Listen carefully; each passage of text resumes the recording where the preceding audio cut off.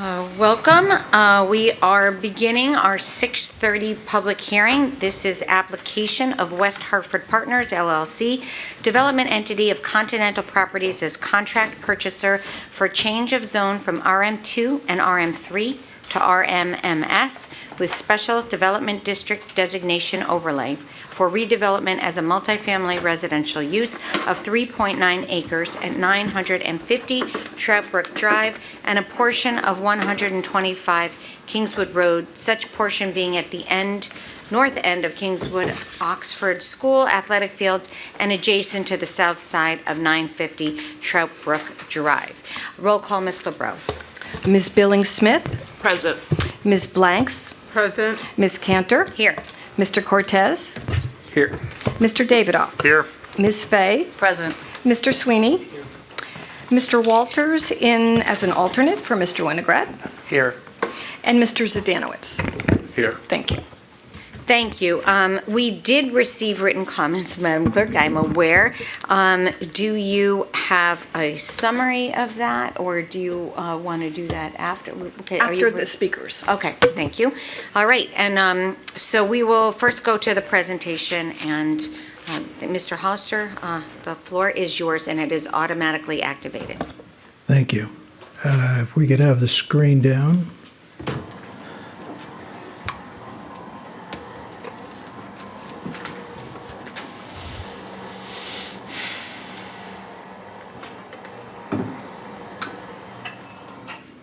Very good. Mayor Cantor, Deputy Mayor Sweeney, council members, Ms. LeBreau, town staff, and those present and watching online. I'm Attorney Tim Hollister with the Hartford office of Hinckley Allen, and it's my privilege, has been my privilege for the past 17 years to represent Continental Properties, which is an affiliate of the applicant tonight, West Hartford Partners, LLC, and I'm pleased to continue in that role tonight. I'm just going to say this, it is this month 40 years since I moved to West Hartford, and I'm very proud of our town. Let me begin by emphasizing that the applicant, the development team that you'll hear from tonight, Kingswood Oxford School as land seller, from whom you'll also hear briefly, from day one we have recognized the importance of the property that we're talking about tonight to the town of West Hartford. What this means is that from day one, everyone on the team has felt and executed a responsibility to prepare and present a first-class and thoroughly considered development plan. So the goals of our presentation tonight are, number one, to explain what we believe is the quality of the development plan, specifically why it fits on the site and why it fits within the area. And second, to try to explain the detailed care which we believe we have brought to the situation, intending to identify and avoid, or at least mitigate, any impacts to neighboring property owners and neighboring uses. To spend just a moment on procedural compliance, the rezoning map was timely filed with the town clerk several weeks ago. Hartford Current notices timely published and contained all the required information. On-site signs posted and affidavit filed with Mr. Dumais. The process to date is we received unanimous approval from the Wetlands Agency, no significant impact finding on September 7th. From the Design Review Advisory Committee, after 5 meetings spanning February to July of this year, we got a unanimous approval of the design from DRAC on September 15th. With detailed comments and compliments, which I'll refer to later, on the design. In early September, we got almost 80 comments from the various town staff members and spent most of the month of September responding to those comments, making plan revisions, clarifications, and presented those on September 28th back to the town staff. We then got a positive recommendation from the Town Plan and Zone Commission on October 3rd. And in the past week, including through this morning, we worked with the town staff cooperatively to address all the final comments. And it is our understanding as of tonight that all comments have been addressed. And we are very thankful to the town staff for having worked with us iteratively and cooperatively to make sure that all the I's were dotted and the T's were crossed, and indeed, when the process works in this way, it results in a better product. The application tonight involves 2 parcels and 4, oh, what did I do there?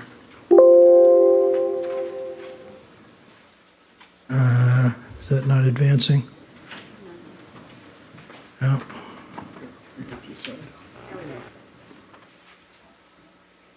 No, get me to the second slide, Jim. This is advancing, but that one's not. Am I blocking it? There we go. No, it's not on the screen.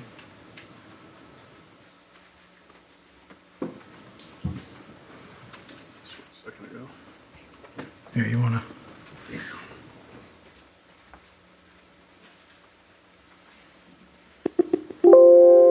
Okay, now if we just get that on the screen, we're all set.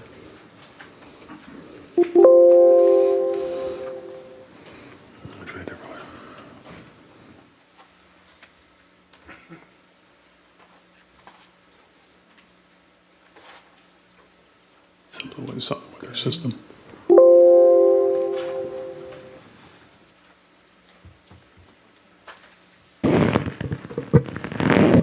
Slideshow? Yeah, I'm just going to start it up again. There you go. There we go. Thank you. So the application involves 2 parcels of land and a request for 4 approvals. The main development parcel, 950 Trout Brook Drive, which we all know as the former location of the Children's Museum, 3.3 acres shown on the left side of the screen there, and then a 0.6 acre triangular parcel shown just to the right or south of that, which is the north end of part of the Kingswood Oxford athletic fields. And so on these combined acreages, we're requesting a rezoning of the 3.3 acre, the Children's Museum parcel, from RM2 to RMMS, the rezoning of the 0.6 acres from RM3 to RMMS. We've already, through the town planner's office, gotten administrative approval of a lot line revision, basically to move the line that now separates the Children's Museum from the triangle to encompass the triangle. And then the last piece, which would be your approval, would be the Special Development District Designation for the merged 3.9 acres. In terms of application materials, we have the July 14th application narrative and plan set, the September 28th through October 11th responses to staff comments, the various referral letters that I referred to, and my understanding is that the council has received a number of support letters.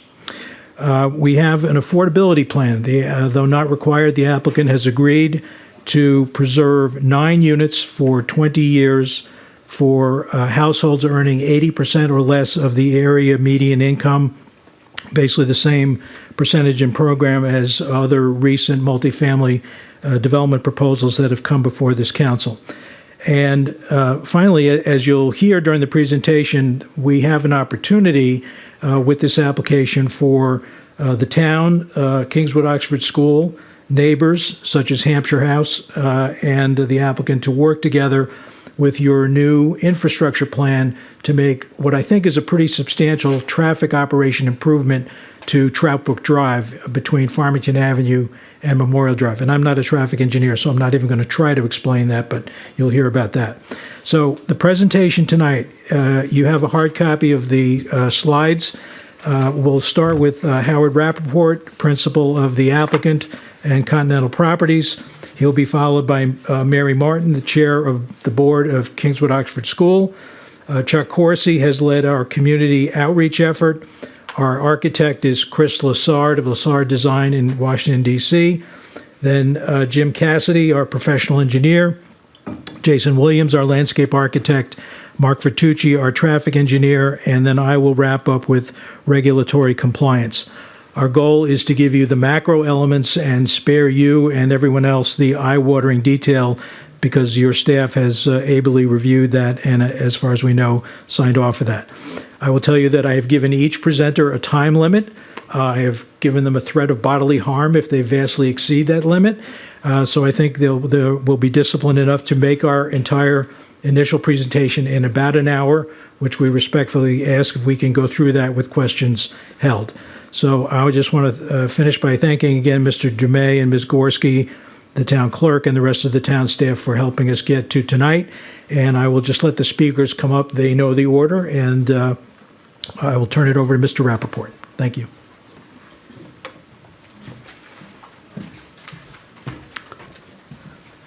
You're going to do the slides. Good evening. My name is Howard Rappaport. I'm a principal with Continental Properties.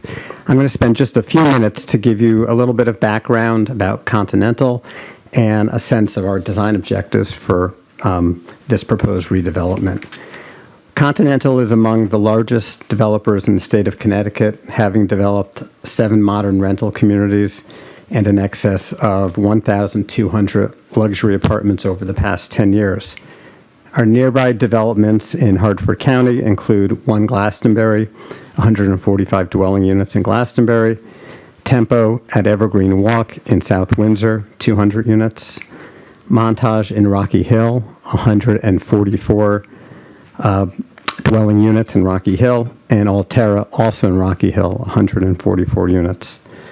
Our expertise and our core competency is in building modern rental communities that are highly amenitized. Our communities are Class A, truly best in class, I think, as you will see on these photos. We are a privately held company that has been building for 65 years and have built in excess of 25,000 dwelling units of all types. One major feature that differentiates us is that we are generational holders, which means that we do not build with the intention of selling the community. We are long-term holders. And that long-term ownership provides to your municipality a few things.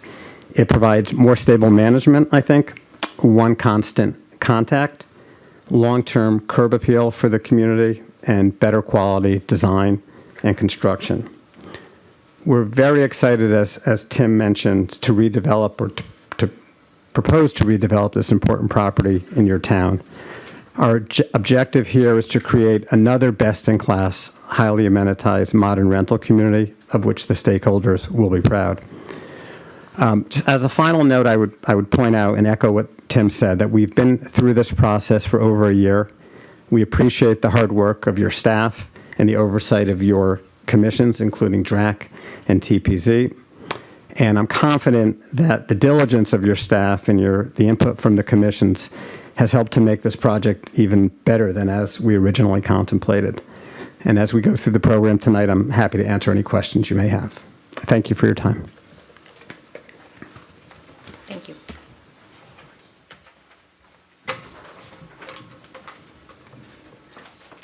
Good evening. My name is Mary Martin, and I'm speaking to you tonight as the chair of Kingswood Oxford School.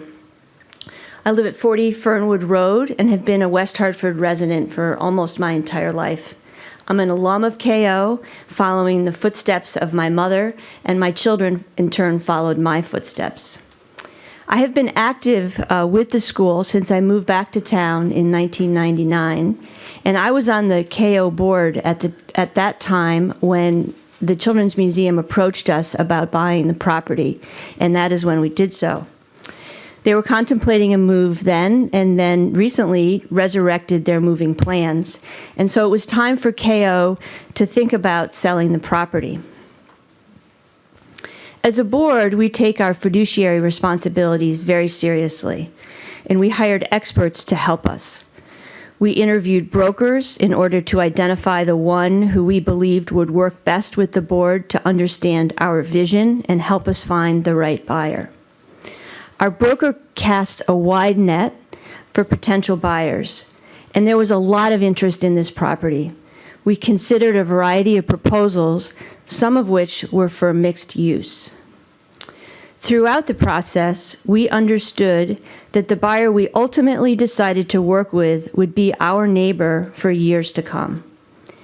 Not only do our students play on the fields adjacent to this property, but our head of school, Tom Dillow, lives on Outlook Avenue himself, and many of our teachers live in the immediate neighborhood. We believe that Continental understands that dynamic and will be a good neighbor. Throughout this process, we have found that Continental has lived up to its professional reputation. We've developed a good working relationship that I am confident will continue long into the future. Their plans will benefit West Hartford by putting the property back on the tax rolls, and they will bring people to the town center who will frequent the offerings found there and in Blueback. On our side, this sale will be reinvested in the school, particularly in our people, so that we can attract and retain the best teachers who will continue to develop innovative programming. I'm confident that you will hear you will like what you hear tonight. Thank you. Thank you.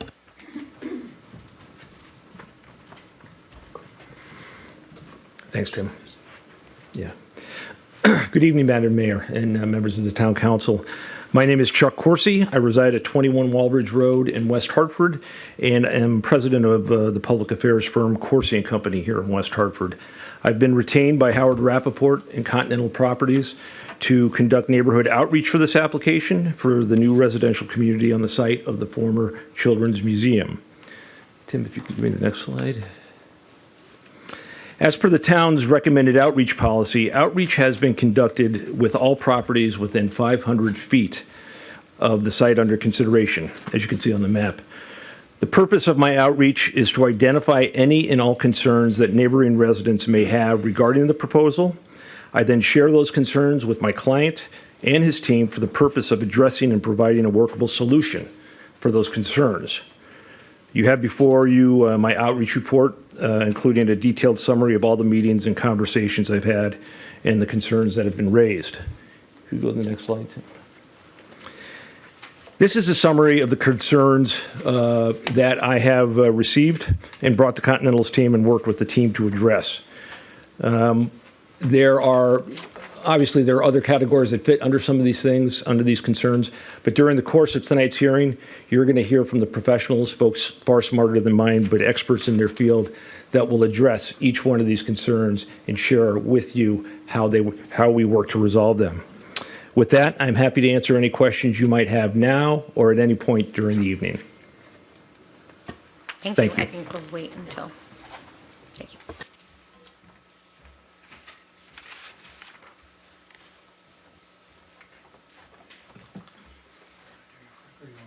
I'll do the clicker.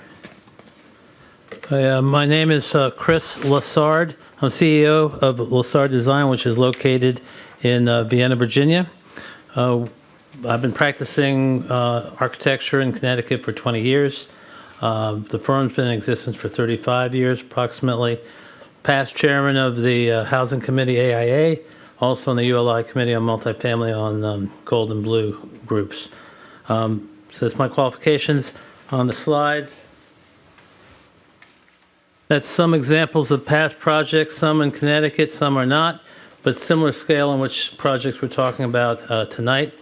We also do a lot of planning. That's why I added the planning component to show that we understand the spaces around the buildings also. And we also work closely with landscape architects to try to fulfill what everybody wants. To understand the site, the context, this is an aerial. You see the site is marked in red. You can see the Delamar, which is, the Delamar, which is 6 stories. You got the Hampshire House on the top of the slide, which is 7 stories. You have Outlook single family along the edge, and then you have the KO School, which we took advantage from on a green space. So it gives you a little bit of context where our site sits amongst all the other things. When we first got involved, we looked at the components that created the type of scheme that we thought we had to deal with. One of the biggest components is item 1, which is there's a 24-foot grade where it's low along Trout Brook Drive going high towards Outlook Avenue. That gives us the ability to hide parking underground, which we took advantage of. We also took a look, there's an existing, on number 7, the existing buildings of the Children's Museum is 61.2 feet away. We thought we could possibly increase that. We also had to take a look at the fact that the existing garage on Hampshire House is within 18 feet of our property line, which is a issue in terms of how close we relate to that element, which is basically a wall that's happening there. But on the positive side, we have the soccer field, which is a large green space that we could take advantage of, and that we can also create a more urban edge along Trout Brook Road and deal with the fact that the site is still a fairly narrow site. In that process, we took a look using the same total FAR, which is roughly 1.25, which is allowed on the site per the zoning category, and we located it in different locations to see what sites would fit the best. The number 1 solution put it too close to the parking garage. We did get as far away as we can from the single family, but it also kind of got too close for Hampshire House. So we took a look at a bunch of different other ones that created long legs that we didn't think would hurt massing. So we're trying to break down the massing on the project. So the goal was to be as far away as we could from Outlook and be as far away as we could from Hampshire House and still try to reduce the massing of the overall building.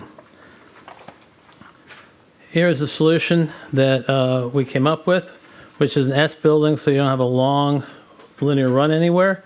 And we can create courtyards that help us reduce massing of the building. And the grade will help us take advantage of, we can have a retail look along Trout Brook and then ultimately hide parking with the parking garages. We are required to have 10% ANSI handicap units, which we will do. The project is 172 units with a mixtures of 1s and 2-bedroom dens.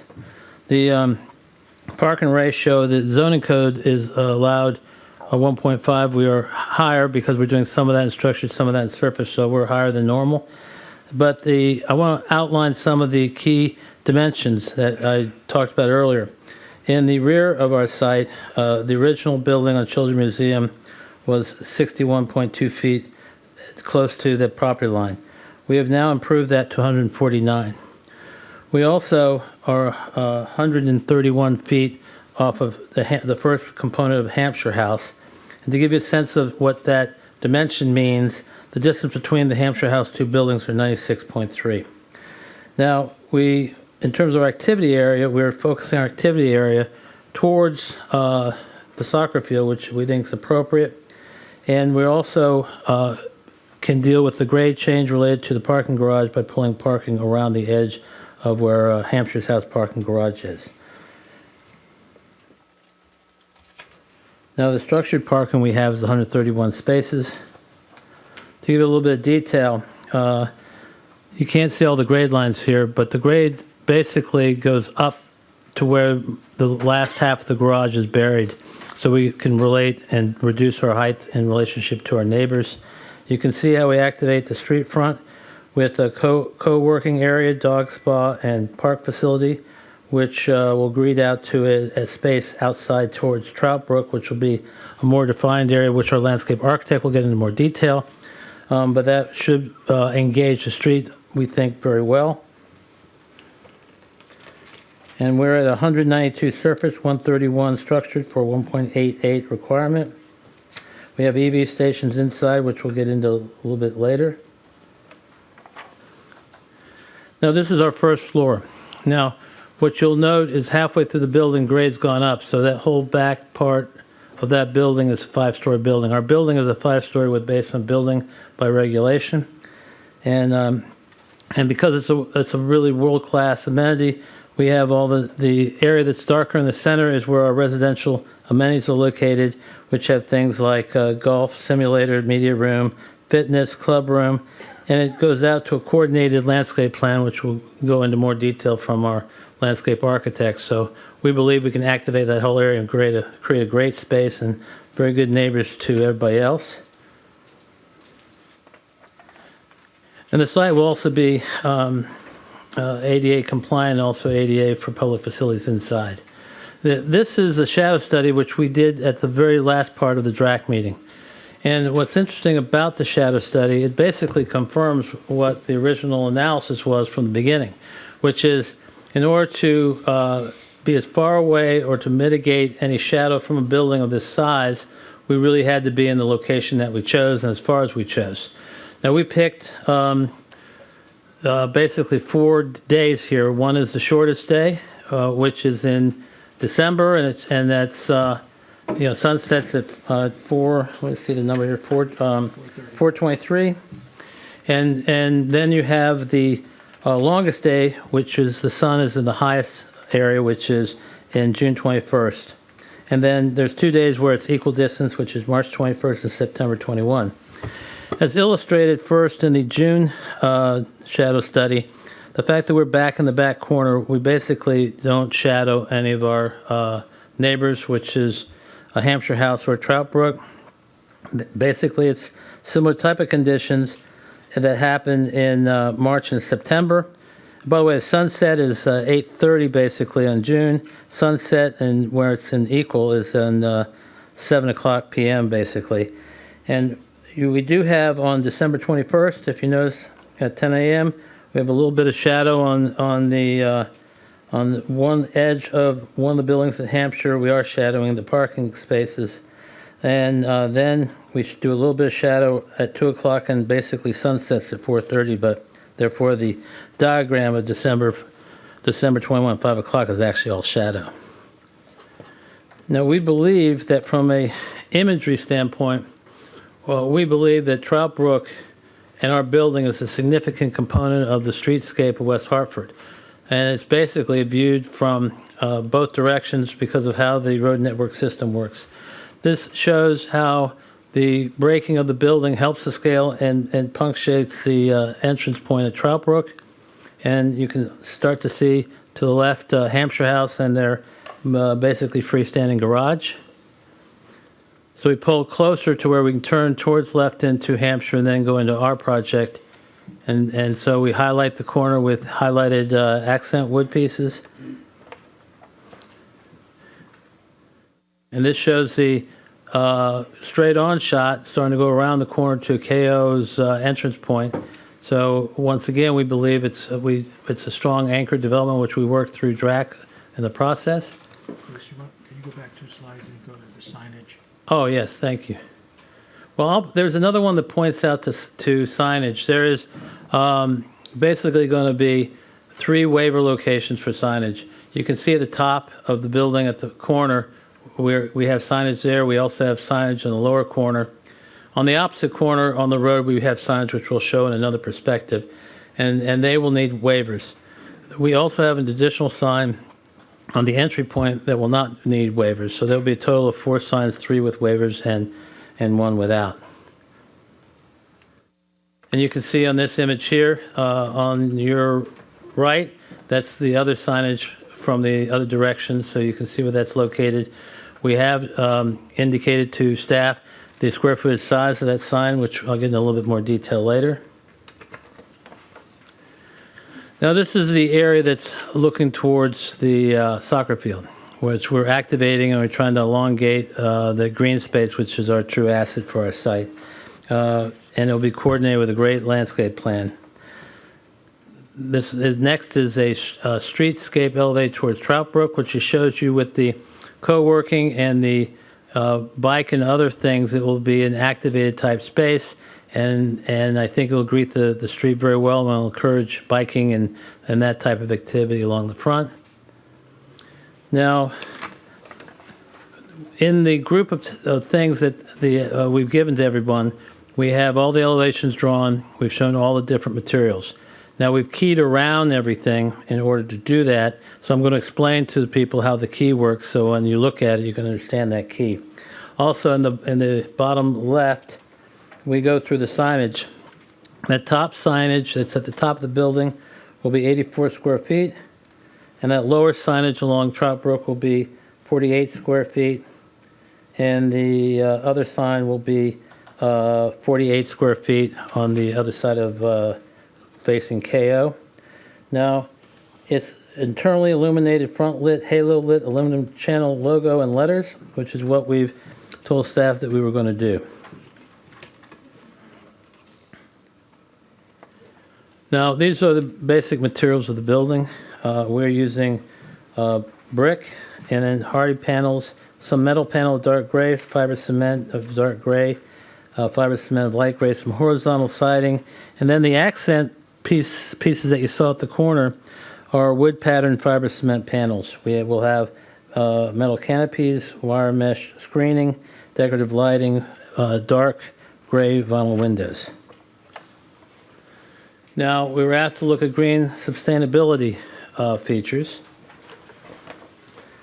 We'll have EV charging stations, some inside the building, some outside. There was concerns about the outside. We are locating them on the civil, so it's away from the neighbors. We believe a very significant part of our green is our bike share program, our bike storage and maintenance area, which is a large component where we believe we can go from the sidewalk directly into our building for those things. We got on-site recycling, native landscaping, Energy Star appliances, Energy Star windows, dark sky approved energy efficient LED lighting, low flow toilets, and so on and so forth. There was questions about trash, which I forgot to talk about, so I'll going forward. I don't want to do that.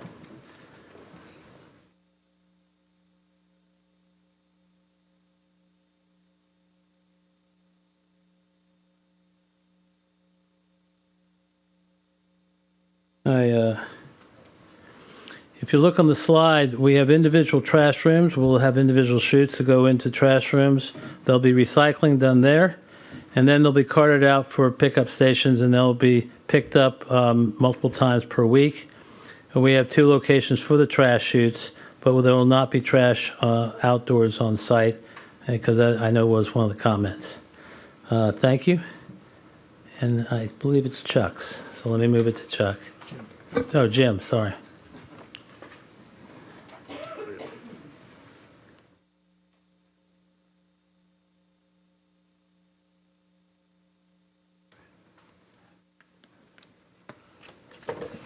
Thank you.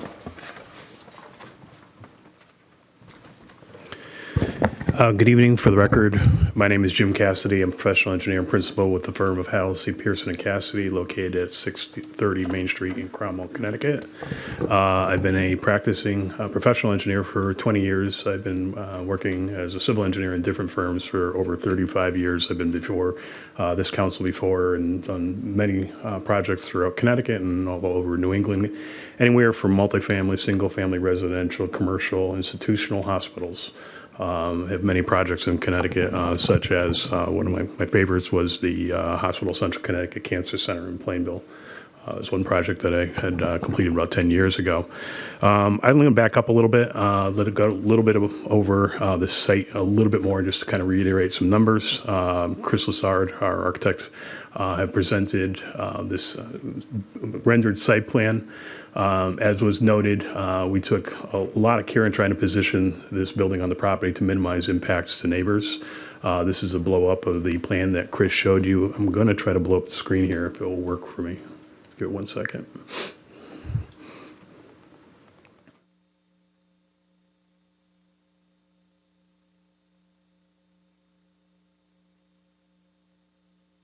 So, as Chris had mentioned, we situated the building so it's as far away as we possibly can be from the residents and outlook. As he had mentioned, from the easterly edge or the right edge of the building, we are going to be 149.2 feet from that back property line of those residents. There's a black line up in the upper right corner, the northeast corner of the plan, that indicates the closest point of the existing Children's Museum building to the property line, which is 61.2 feet. We've also situated the building as far to the south as we can. The building itself, from the southerly property line at its closest point, is about 16 feet. What that allows to happen is from our closest point, the northeast corner, to the westerly tower, of the Hampshire house. The distance is 131 feet. In comparison, the two towers of the Hampshire house are about 96.3 feet. So we're further apart than the two towers themselves. Access to the site, we've took a look, the best way to access the site, and with careful analysis, we made a determination. If you go out there today, there's two curb cuts, one on the north, one on the south. We propose to have the one on the north, and our traffic engineer will get into that in a little while as to why it works. But what we're proposing is a full access driveway in. It allows the access all the way up through the north parking lot along the north side of the building. And then back down along the east side. In the back, you're going to see two tiers of parking, the one closest to the building and then the one up against the easterlymost property line. The purpose for having that parking lot configuration in the back, what it allows us to do is allows for circulation of emergency vehicles. They'd be able to pull in that north access driveway and actually pull through that whole back island, go up on the easterly side, and then continue back down the north access driveway all the way back out to the road. Another point I want to make out about the site plan is if you were to go out there today and you see where the back edge of the pavement is today, we're no closer with our proposed edge of the pavement than the existing edge of pavement is today. We're actually pulling it further back. Our purpose for doing this is there's a lot of significant vegetation along that property line. This allows us the opportunity to maintain all that vegetation. In addition to, from our landscape architect, you'll hear about how we're going to also enhance that existing buffer area. On the easterly side, you'll see a green strip, which also consists of some vegetation. If you once again were to go out there today, you would find that the existing driveway and the parking lot at the northerlymost side ranges from about 2 to 3 feet off the property line. Our revised location will be at least 10 feet off the property line, so we're actually increasing it. In addition to at the main entrance, which I'll try to use a laser pointer, our main entrance is here. The grade actually drops, so we'll have a retaining wall between our property and the Hampshire house to keep it down lower, work with the grades on the property. So my primary responsibility was dealing with civil engineering, which consists of grading, drainage, utilities, and putting the full set of submitted plans together. Utilities for this property are pretty simple. We do have public sewers and water in the roadway. On this plan, you'll see in the center, on the north end, there's two blue lines. One blue line is going to be a domestic water service. That water service will come off the main, up basically through our main access driveway and then into the northeast corner of the building where we have a utility room. In addition to, there would be a fire line that would follow the route of that water line and come into the same utility room. There's also, just down below that on this screen, we're proposing to have a fire hydrant. This was a request of the fire marshal. We did have a last-minute comment today. Originally, we had the fire hydrant on the north side of the driveway. It got relocated to the south side of the driveway. Purpose for that is that we have what we call a Siamese connection on the building at that location. It allows a piece of fire apparatus to pull in, connect to that Siamese connection without obstructing the driveway. So that final revision was made to the plan today. The red line on the top will be underground electrical service. That, once again, is going to follow the same path. It's going to come to the northwest corner where we have a transformer at this back corner, then come back into that utility room at the back corner. And then on the bottom, there's an orange line which represents natural gas. The building will be serviced by natural gas, following the same path. Sanitary sewers, there is a green line you'll see at the southwest corner or the lower corner of the building. It's a gravity sanitary sewer service out. It will tie into the main in the road. There is a 42-inch main out in the road. In addition to, there's a second line. That's the line that's going to pick up the floor drains for that garage. And there is a oil water separate on it to remove any oils or pollutants prior to connecting to that sanitary sewer. I'll also note, as part of this application, we did submit to the MDC, and they did reply back, and we submitted that we do have adequate capacity, or they can have adequate capacity to supply us with both water and sewer. The next slide up is our site lighting plan. You have a site lighting plan submitted as part of this application. We are proposing to use high-efficiency LED, dark sky-friendly lighting fixtures. Around the perimeter in the parking lot, there is going to be a total of 20 light poles within the perimeter islands, and then also within some of the center islands. All the proposed lighting fixtures, again, will be high efficiency, LED, dark sky compliant. In addition to the lighting fixtures around the perimeter would have a house shield to prevent this trespass of light onto adjoining properties. And then along the building itself, we also are proposing some wall sconce. There's a total of 7, and we incorporated those all into our lighting calculation plan, our photometrics plan, which you see before you. And what this plan shows you, although the numbers are very small, but if you were to look around the perimeter of the property, you would see that the lighting levels at the property line, it would be 0-foot candles. So we've done a good job of containing all the light within the property. The next plan is our drainage plan. The first thing I'll note is if you go out there today, the majority of the site is paved. There are a series of catch basins, but there is no treatment of stormwater quality. Quite honestly, the catch basins are pretty old. They're full of debris. So any runoff that comes off the parking lot runs into the system, ties into the system in Trout Brook, and eventually runs out to Trout Brook. We'll be removing the entire system on this site and building a new state-of-the-art system that incorporates LAD measures and BMPs, best management practices. The blue lines on this plan represent the locations of our storm drainage system. The red arrows indicate the direction of flow. So it'll happen in each one of the back parking lots, and along the side we'll have a series of catch basins.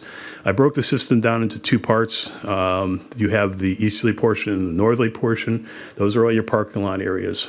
So the water is all collected within those catch basins, then conveyed to the front portion of the site.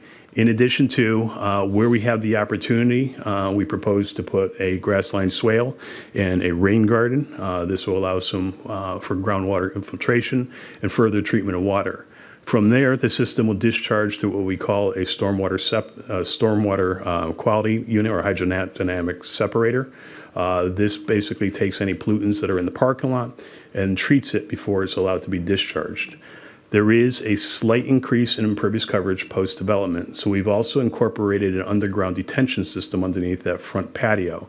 The underground detention system controls the increase in flow. It allows it to be attenuated out. And based upon an extensive stormwater model we prepared for this project, we find post-development that when we tie back into the system in Trout Brook, you actually have a slight decrease in flow rates.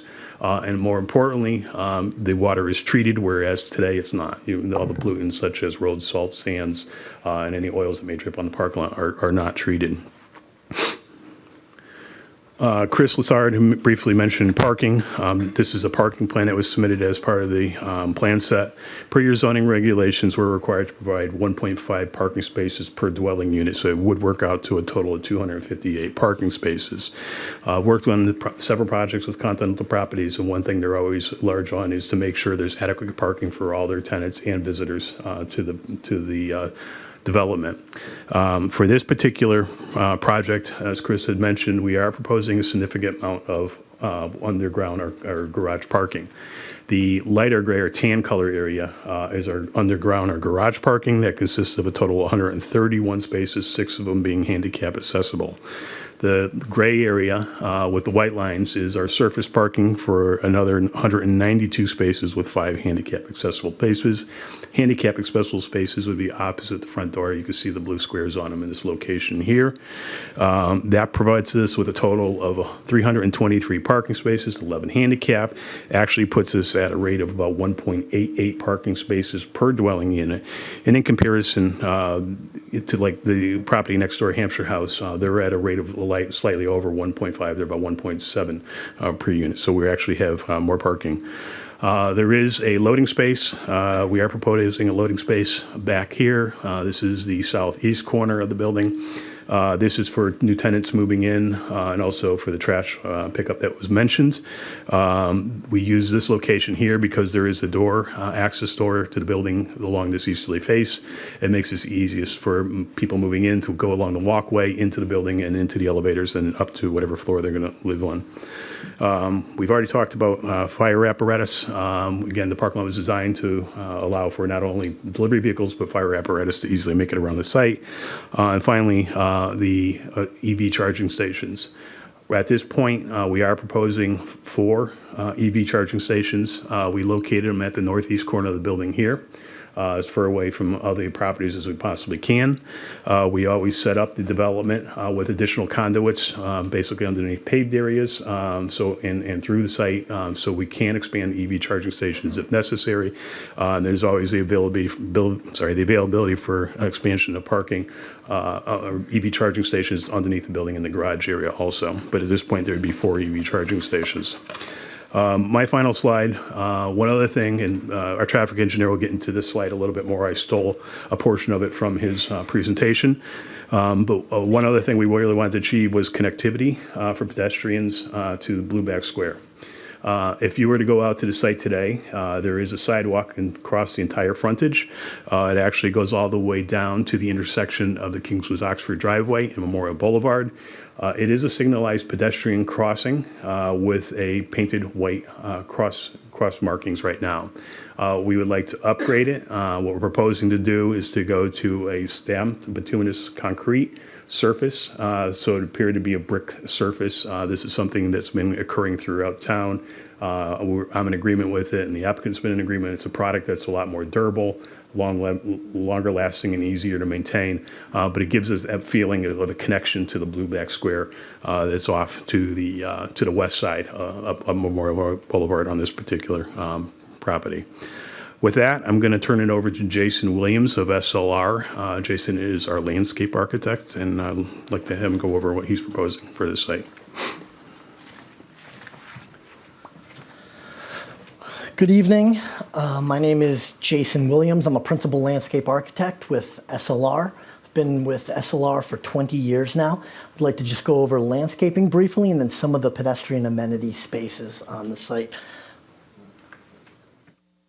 So we've tried to plant the entire site. Anywhere where we could fit plants, we tried. Along Trout Brook Drive, we have a row of London plane trees, and throughout the parking area, we have large shade trees that consist of native black gums, white oaks, birch, amelanchiers, red buds, and native tulip trees.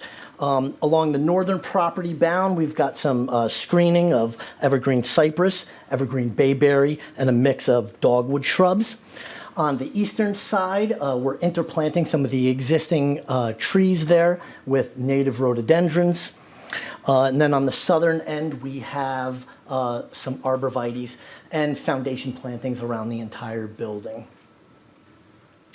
Our main amenity space, which is really wedged inside of the building on 3 sides, includes really 3 significant areas. As you come out of the building here, we have kind of a small little passive entertainment space that includes an outdoor kitchen with barbecue grills and tables, a bar area with a television, fire pits and cushioned couches, and then a synthetic lawn turf space that has outdoor games, lighting above it, tables, and outdoor ping pong and pool table. And as we move our way down into this lower section here, we've got our 1,500 square foot pool surrounded by chaise lounges, a low wood deck, and some outdoor day beds. Not to mention this pergola structure with seating and a bar that overlooks the pool area. To the south here, we have 4 outdoor cabanas. And just over to the east here, we've got a little passive area with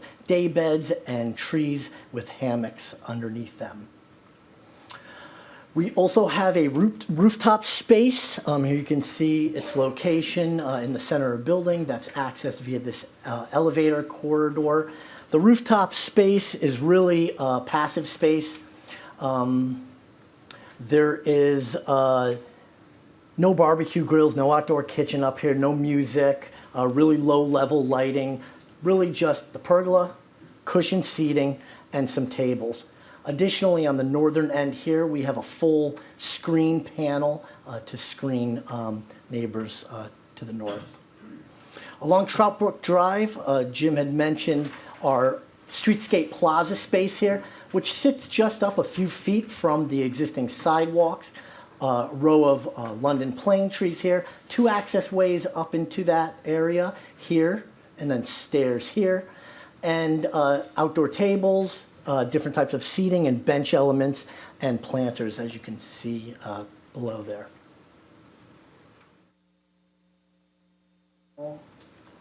Yes.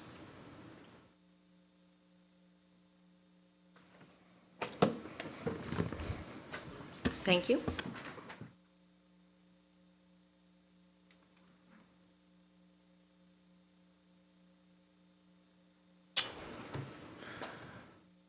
Good evening. I'm Mark Vertucci. I'm a senior transportation engineer and a vice president at Fuss & O'Neill.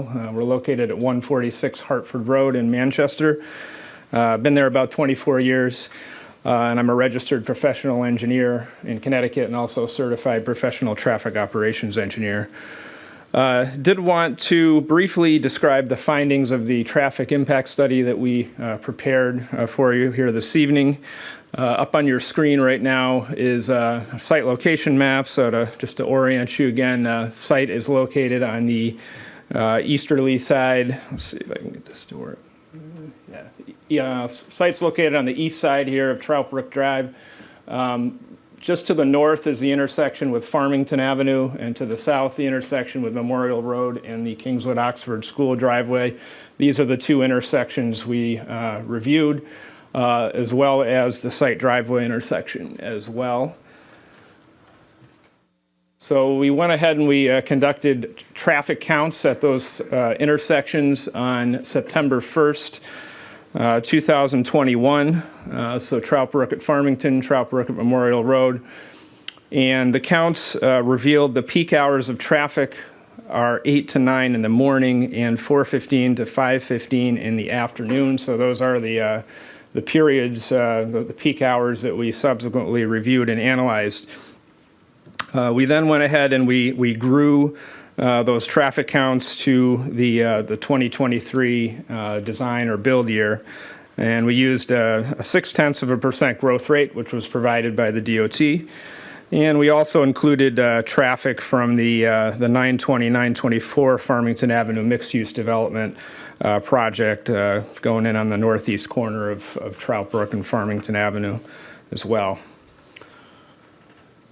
As far as traffic that will be generated from the proposed development, we did utilize rates provided in the Institute of Transportation Engineers Trip Generation Manual. This is an industry-accepted resource for determining traffic generation. So we used the land use code for mid-rise multifamily housing. And the calculations revealed this residential development is going to be a low traffic generator, as residential land uses typically are. The development will generate 64 peak hour trips in the morning peak hour, 67 peak hour trips in the afternoon peak hour. And we actually submitted these counts and rates to the Department of Transportation Planning Division. They did approve those rates. Furthermore, through discussions with your engineering staff, we also went out and counted the 243 Steel Road development just to get a point of comparison and ensure these rates were accurate for West Hartford. And we did, when we counted that development, the rates were very close, almost identical. There were a few trips higher. But applying those rates to our study intersections revealed no changes in our analysis or study findings. We then went ahead and conducted a capacity analysis at our study intersections. So when we do a capacity analysis, we review background conditions. So these are the conditions without the proposed residential development, and we compare to the combined or build conditions with the proposed development. Our analysis, when we conduct it, it rates each intersection on a level of service scale, which is a report card type scale of A to F, where A is a condition of very, very low delay, F is a condition of high delay and driver frustration. Typically, the DOT considers a level of service D or better as an acceptable operation. The analysis revealed the intersection of Trout Brook Drive at Farmington Avenue operates at a level of service C during both peak hours today, and there will be no reduction in level of service as a result of this development. The intersection of Trout Brook Drive at Memorial Road and the Kingswood Oxford driveway operates at a level of service B in the morning peak hour and an A in the afternoon peak hour. Again, no reduction in level of service expected. with the additional development traffic. And the site driveway itself is projected, the exit is projected to operate at an efficient level, service C as well. Intersection Q increases expected to average 1 vehicle length or less. From a safety perspective, we did measure site distances from the proposed site driveway location. And the site distances measured do exceed DOT criteria for the speeds on Trout Brook Drive, which will ensure safe egress from the site. We also reviewed the latest 3 years of available crash data from the Yukon Crash Repository. There were no abnormal crash patterns identified within the study area. And most importantly, there were no crashes during that 3-year period involving a vehicle entering or exiting from the former Children's Museum driveways. I wanted to note the town has recently implemented some signal improvements as well at the Trout Brook Drive at Farmington Avenue intersection. They upgraded some pedestrian signal equipment, updated the clearance interval timings, upgraded the video detection at the intersection. So all of these features will provide safer operations at this intersection as we move forward. So we did have a couple of recommendations as part of our study. And what you're seeing up here is an improvement plan for Trout Brook Drive, just to provide safer operations at the site driveway. Here on the left of your screen, this is Farmington Avenue, so north is off to the left here. And off to the right is Memorial Road and the Kingswood Oxford driveway. So currently today, if you've driven here, you've probably seen there's a very long northbound left turn lane on Trout Brook Drive approaching Farmington Avenue. It's actually 400 feet long. Our analysis revealed the queues in that lane typically average only about 50 feet or 2 vehicle lengths, so it's well over capacity. So what we're proposing to do here is truncate that northbound left turn lane to about 100 feet, and we're going to convert through restriping the lane into a southbound left turn lane, which will provide storage for vehicles turning left into our site. It will also provide storage for vehicles turning left into the southerly Hampshire House driveway, so providing safer operations for them as well. The other thing it does is for vehicles exiting the Hampshire House Drive and our driveway, today they have to cross 3 lanes of traffic northbound to make a left-hand turn. After this improvement is implemented, they'll only need to cross 2 lanes. So again, this is a safer operation than what currently exists at both driveways. South of there, you're seeing this little red island. This is a proposed textured island. It's going to be flush, similar to the treatment of the crosswalk that Jim Cassidy was talking about earlier. So it'll be a textured median serving as a traffic calming technique out there on the road today, rather than having that continuous long running turn lane. And then as we head south, we open back up into a southbound left turn lane into the school driveway. So again, overall, we think these improvements will serve to calm the traffic and also provide safer operations for vehicles turning into and out of both our site and the Hampshire House driveway as well.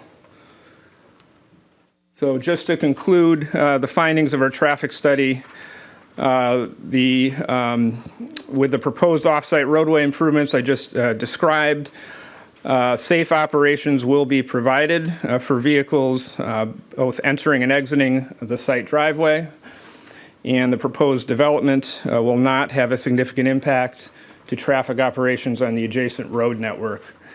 And before I turn it back to Tim, I wanted to note one other thing. We do meet the thresholds for an application to the State Traffic Administration, OSTA.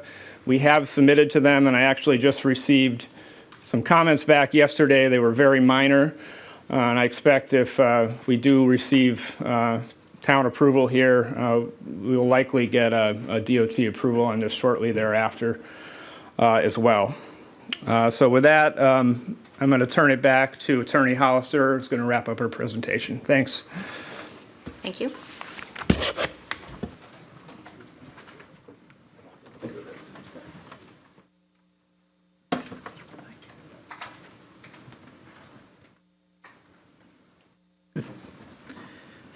Okay, let me wrap up with approval criteria and regulatory compliance. I'm going to start with comments that we received on September 15th from the Design Review Advisory Committee, which were echoed by the Town Plan and Zoning Commission on October 3rd. And these are exact quotes. The plan, quote, respects neighboring uses, unquote. This is the right place for the building. They said the scale is very appropriate. They said that the adaptation of the building to the grade is appropriate. They said that the landscaping is exceptional. It was said that this is the type of development we like to see, and commended us for maximizing the setbacks of the building. As to the rezoning portion of the application, we believe the application is consistent with the current plan of conservation and development. At TPZC, Commissioner Gillette said, and I quote, "This is exactly what the POCD envisions for this site," unquote. The POCD, I'll just point at, there are many places where I could point to, but I'll point to two specifically. Page 29, Action 4B states, review multifamily ordinances and identify opportunities that increase the range of housing types within the town. That's exactly what we're doing here. Another one on page 44, encourage higher density development in proximity to transit stations and existing commercial districts. Farmington Avenue, of course, is a bus line, and we are adjacent across the street from the town's central business district and Blueback Square, and adjacent to higher density developments, Hampshire House, West Hartford Inn, and soon to be the Byline. I would also note, I believe Ms. Martin alluded to this, the existing RM2 zone where the Children's Museum was located allows a wide variety of uses, including mixed use, commercial, many of which would be much more impactful on the neighborhood than this one apartment home building. As I mentioned earlier, the lot line revision criteria have been satisfied. The line has been moved, but without creating a building lot, and we have administrative sign-off from Mr. Dumais of that. And finally, the Special Development District approval criteria have been satisfied. We presented in our original package a draft ordinance. We received from Mr. Dumais today a list of proposed conditions. I have reviewed them. Mr. Rappaport has. Those conditions are acceptable as written, which is I think the result of a very cooperative effort. And it doesn't always happen that way, but we're very pleased to say that that is the case. As you know, the SDD requires that we meet the minimum lot size, the maximum height, and the maximum residential density of the underlying zone. We do comply with that criterion. The site SDD process also is one in which in which the applicant is given some leeway with regard to dimensions and distances, and we have a variety. I'm not going to go through each one of them, but basically front yard, side yard, the maximum building horizontal, maximum units per structure, parking space dimensions, and loading space. We've taken advantage of the flexibility of the SDD process in order to prepare a site plan that is, in the words of the SDD ordinance itself, a superior design to what would be required if there was strict compliance with all of the dimensional regulations. As shown by the DRAC and staff comments and the POCD, this is an appropriate location for multifamily, and as I hope you heard, it's in harmony with the adjacent development because of the attention to detail and the location of the building and all of the other amenities that Mr. Corsi has discussed with you and Mr. Lessard also. And finally, the site plan approval criteria are met, and that's been confirmed by the detailed staff reviews that were confirmed as recently as this morning. So I think we have respectfully done our homework. I promised you an hour. I think I've delivered pretty close to that. And I will stop there, Madam Mayor, and thank you all for your attention. And the team is here for questions whenever you get to that part of the presentation. Thank you, Mr. Hollister, Attorney Hollister. I think what I'd like to go around and just do some questions for the staff, and then we'll hear from the public, and then, so we'll keep it kind of tight if there are any questions, and then listen to the public, and then we might have more questions. So if that's okay with everyone. So I will start, I'm opening the floor up to any questions from counselors. Mr. Sweeney. Thank you, Madam Mayor. I'm not sure, the gentleman from the traffic up here, or do we run traffic to? I think go through Attorney Hollister. You ask your question, Yeah. and he'll get the. This is Mr. Bertucci. Perfect. Thank you. Thank you, Ms. Richards. I appreciate it. This is a fantastic plan, and we appreciate Attorney Hollister, your presentation. I will just be pretty frank. The number one thing that is of concern for me with this is the traffic. Living in the area, and I really appreciated the presentation you made on traffic. The only questions I had were on the medians that were going to be a part of this. Can you talk to me why you would want to put is that you're going to put a cement paver in the middle of Trout Brook? That's proposed to be, it's like a stamped asphalt, textured stamped asphalt. So it's not, it will be flush. So you could technically drive over it. The plows wouldn't have to worry about avoiding it. But it serves as a nice aesthetic feature. And rather than having a running turn lane, having a median there provides a bit of a traffic calming effect. So as the driver's coming north or southbound, you get a feeling that the road's a little bit narrower than it is. And we also didn't see the need to have just a long 700-foot running turn lane when you really don't have the capacity need for it. Okay. Appreciate it. That's and just one quick one. For the site view coming out, the one concern I have is for people having lived in the area and trying to pull out of that Shell station to go south on Trout Brook is like playing a game of Frogger. How do we intend to have people exit? As you said, I like the fact that they're now crossing less lanes. That's fantastic. And you said that there's no obstruction to the view heading south. Is that right? Yeah, looking in both directions, the sight line was good. You can see past both signals to the north and the south. All right, do you think the pavers are going to prevent people from crowding someone's view to the left, to the south, rather? The view to the south, you're looking at the two northbound lanes, so it'll be pretty much the same as what it is today. But fortunately, Trout Brook's a pretty straight road. It's a pretty straight shot, so the view goes well beyond the Kingswood Oxford intersection. Okay.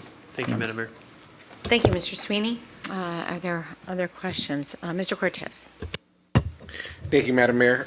This is a traffic question also. You mentioned you did the study 9/9/1/2021. My question is, what is considered abnormal crash patterns? Because there's a lot of accidents on that intersection right there. It is challenging coming out of that Shell gas station. That's one of the reasons I don't go to that Shell gas station. And then so that date, September 1st, 2021, is the first day of school, is a Wednesday, half day. So the traffic pattern that day would probably be less than if we did this study 2 weeks after. So I have my concern, and it is a difficult stretch of road, especially coming out of 84. It's so heavy right off the highway if you went south a little bit more, and now you're eliminating a piece of that left turn lane, which is already difficult to navigate. So those are my questions and concerns. Yeah, when I say abnormal crash patterns, I think there was an average of 14 per year at that intersection, and for if you look at similar intersections around the town, around the state, with the volumes that has and the number of lanes, it's pretty typical.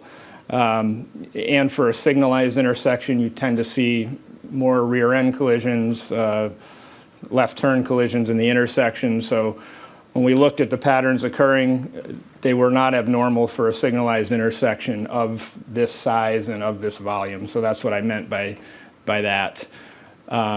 As far as September 1st, I know we checked the school schedule. I thought the school had started the prior Wednesday, but regardless, even if it hadn't, our morning peak hours overlap with the school peak hours, but our afternoon peak hour does not overlap with the school peak hour. It was, I believe I said it was roughly 4 to 5 o'clock. I remember you verified Yeah. with Steel Road recently. Correct. Counts. Correct, yep. So in the afternoon peak hour overlaps with the commuter peak hour, the 4 to 5 is the highest peak hour of the day. It was not the school peak hour. We did check the hour by hour volumes throughout the day, and those were the highest. So we always look to analyze the highest peak hours of the day to get kind of the worst case analysis scenario there. So was the third part to your question? I'm sorry. No, I think that's all. I think it was just that particular day because Wednesday's a half day of school. Right. So I understand that it doesn't really quite overlap, but I do drive, and there's buses out on that stretch of road, 4:30. KO, I think, leaves later. So some of those buses don't get back to the yard till 5:30 p.m. So again, I think if we did this study a week on a Thursday, a week or two later, I think the outcome, the numbers would be different. Probably not dramatic, but it would be different. I think it would be higher.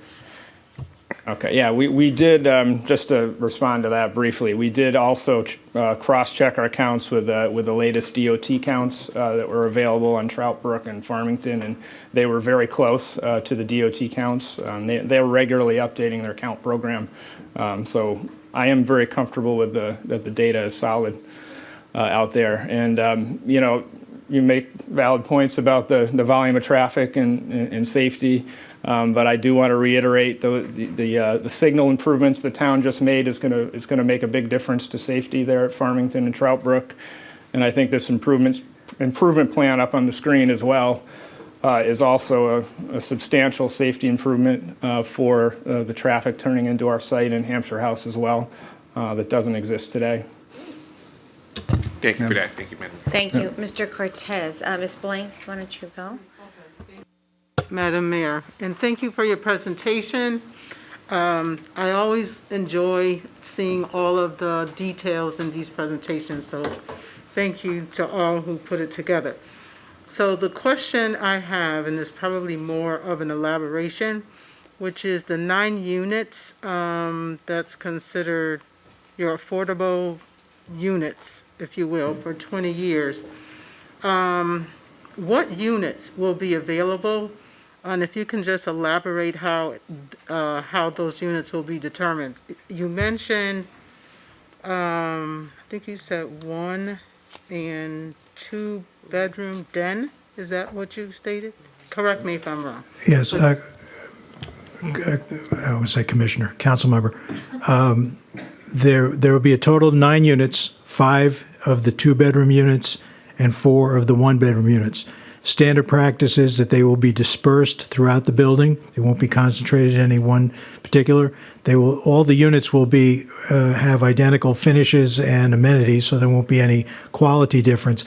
And in fact, this may be more information that you wanted, but in a rental building, the identification of the affordable units can actually change over time because you income qualify someone when they first move into the building.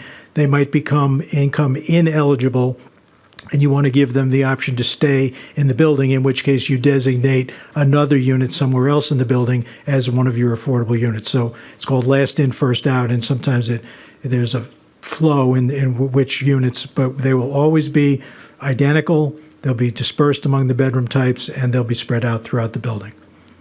And we've done a draft affordability plan, which Mr. Dumais has reviewed, and that requires annual reporting and without names, but verification of the income qualifications of the people who are living in those units as an enforcement mechanism. Thank you. I do have one follow-up question. Go Madam ahead, Mayor. Ms. White. And visitor parking, can you elaborate how the visitor parking is determined and how many based on this project size? How do you come up with that? Well, and if I misspeak, my team will jump up here, but as two of our speakers said, we're much higher than what is required in terms of ratio. So we have far more than 1.5 spaces that are required per unit. I believe if you allocated one space per bedroom, we have at least 21 spaces that are, is it 21 spaces, visitor spaces? Jim, Cassidy, help me if I'm, anyway, the ratio will provide ample parking. And I'll just say one other thing. I've been doing multifamily buildings almost exclusively around the state of Connecticut for 10 years. The parking is actually less than you would believe. Across the state legislature actually reduced the standard parking allocation and zoning regulations around the state because we have so many places that are overparked. Which is a bad thing for the environment. It's more impervious surface. It's more stormwater drainage to take care of. So obviously you want to hit the right balance. You don't want to be underparked, but you also don't want to be overparked. So we've hit the right balance here with almost 1.9 spaces, which is a pretty generous allocation for a multifamily building. Do you have a better detail on the visitor spaces, Jim? I'm sorry. Again, for the record, Jim Cassidy. So just a quick annotation. Basically, if you figure a two-bedroom unit needs 2 parking spaces and one needs 1, your regulation requires 1.5. So even at that, it still works out to about 258 spaces required. Again, we're proposing a total of 323 spaces, which puts us in excess of 65 additional spaces to accommodate visitors, guests, and future tenants of the building. So again, we've worked on several projects with Continental Properties, and that's one thing they're very careful of, to make sure they're not underparked, make sure it's a comfortable development for their tenants. So there is 65 additional spaces over what's actually required. Thank you, Ms. Blank. Ms. Fay. Yes, thank you very much. I actually have 2 questions. The first one, and it's probably because it's out of scale, but from looking through the documents as well as on the board here, the portion bordering Trout Brook, it doesn't look like there's much space for like the sidewalk or for pedestrian traffic to go from there over to where the KO field is. Can you sort of show me that? Because it looks like the trees are blocking the egress through where the driveway comes down and the parking is, and to get over to the soccer field. So I'm going to steal the landscape architect's plaza plan again, the front plaza. So what happens is the building itself, the face of the building, let me get my cheat sheet out here one second. So the face of the building, what happens is you have the parking lot level and you have that the workspace and the dog spa level. The dog spa level is actually a little bit closer to the road, but to the front property line, it's actually 28.3 feet. What we're doing on this plan, I took this up because this is our plaza. So what happens is at the edge of the purple here, that's actually the front street line. This is the edge of the road. There's a grass snow shelf right now, and then there's a 4-foot wide sidewalk already in place that runs within the town right away. So that's your pedestrian access. In addition to what we're providing, that 28-foot area, other than the first 4 feet to make up difference in grade, that's all going to be a paved surface. So residents can meander from the face of the building within that patio area. There's more than ample area to walk. It's about 24 feet wide in total. There's a large connection to the town walkway here at the northerly end. In addition to, believe it or not, when you look at it, it looks pretty flat, but there's actually a change in grade along the frontage of the site. So at the southerly end, we end up with a small set of steps to get back up to that elevation. So between the existing walkway for pedestrian access, in addition to this whole patio area where all the residents can use and make that connection to the walkway, there is more than ample area. Is that the area you're referring to? Yeah, it's the scale. You can't really see by looking at the pictures that they're. Sorry about that.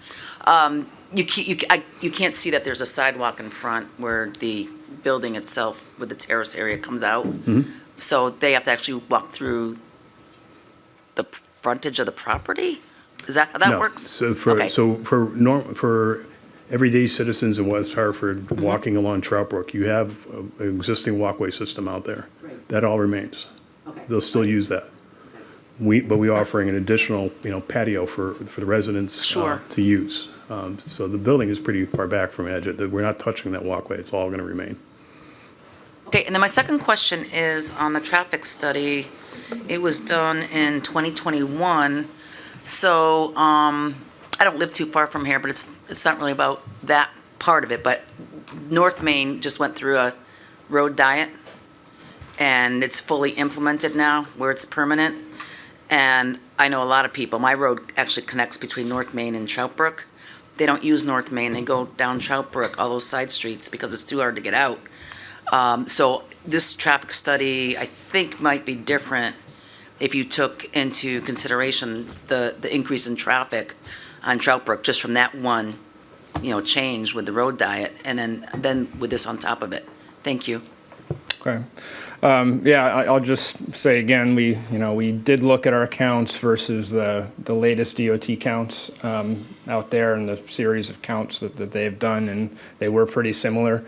There may have been a small increase there, but I think as I presented, our analysis, levels of service C are pretty efficient. So if there was a bump in baseline volumes, it's not likely it would have had a difference in our intersection analysis. I'm sorry, Mark Vertucci again for the record. Oh, is that Ms. Bay? Oh, yes. Okay, thank you very much, Ms. Billings-Smith. Thank you, Madam Mayor, and thank you for the presentation, you all. I'm looking at the low traffic generator, and you have 64 during the morning and 67 during the evening.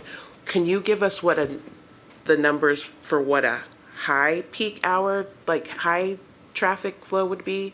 Because 68 could be where we get to midnight, Right. Yeah, I think what I mean there is, say we had an office building of a similar size, or a retail development, high turnover restaurant, shopping center, a similar size, and those land uses could be hundreds of trips that would be generated on the road network. So, 60 trips when roughly half of them are turning north and south. That's 30 trips going north towards Farmington Avenue, 30 south in the other direction. When you compare that number of trips to the volume that's out there today, it's a very small percent increase in traffic. Thank you. One more. Sure. For the side of KO where you have the recreation area, and I see you're going to go into part of that property line. That's what you're asking for the STD. What else is creating a barrier between KO and the apartments? Is there a fence or?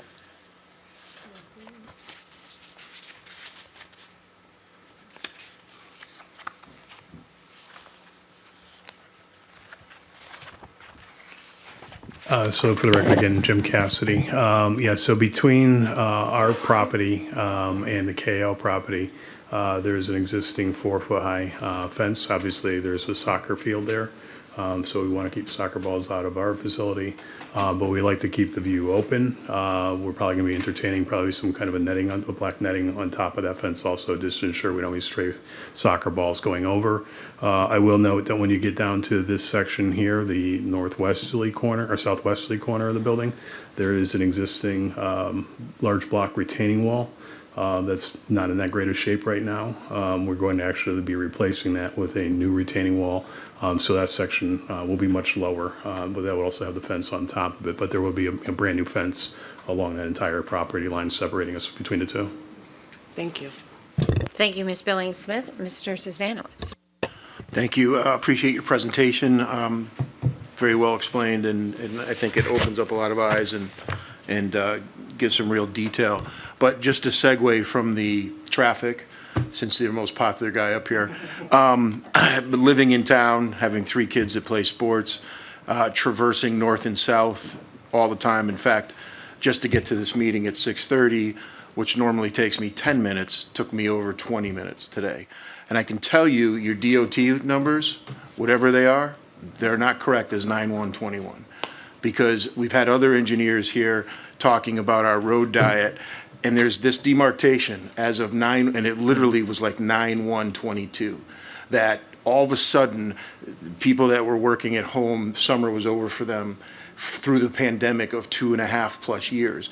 So they're literally, and where I live, we usually have about a half a mile backup between Route 44 and Mountain Road.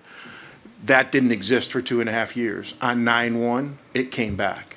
And the road diet, it came back. So the numbers that you do on 9/1/21 and whatever DOT numbers, I just have to say that the numbers changed, and there's no way DOT updated them that quickly as of 9/1/22. The traffic that exists now after September 1st is significantly more than it was on August 31st. And I can't explain that. I'm not a traffic engineer, but I can tell you real application because I drive it every day.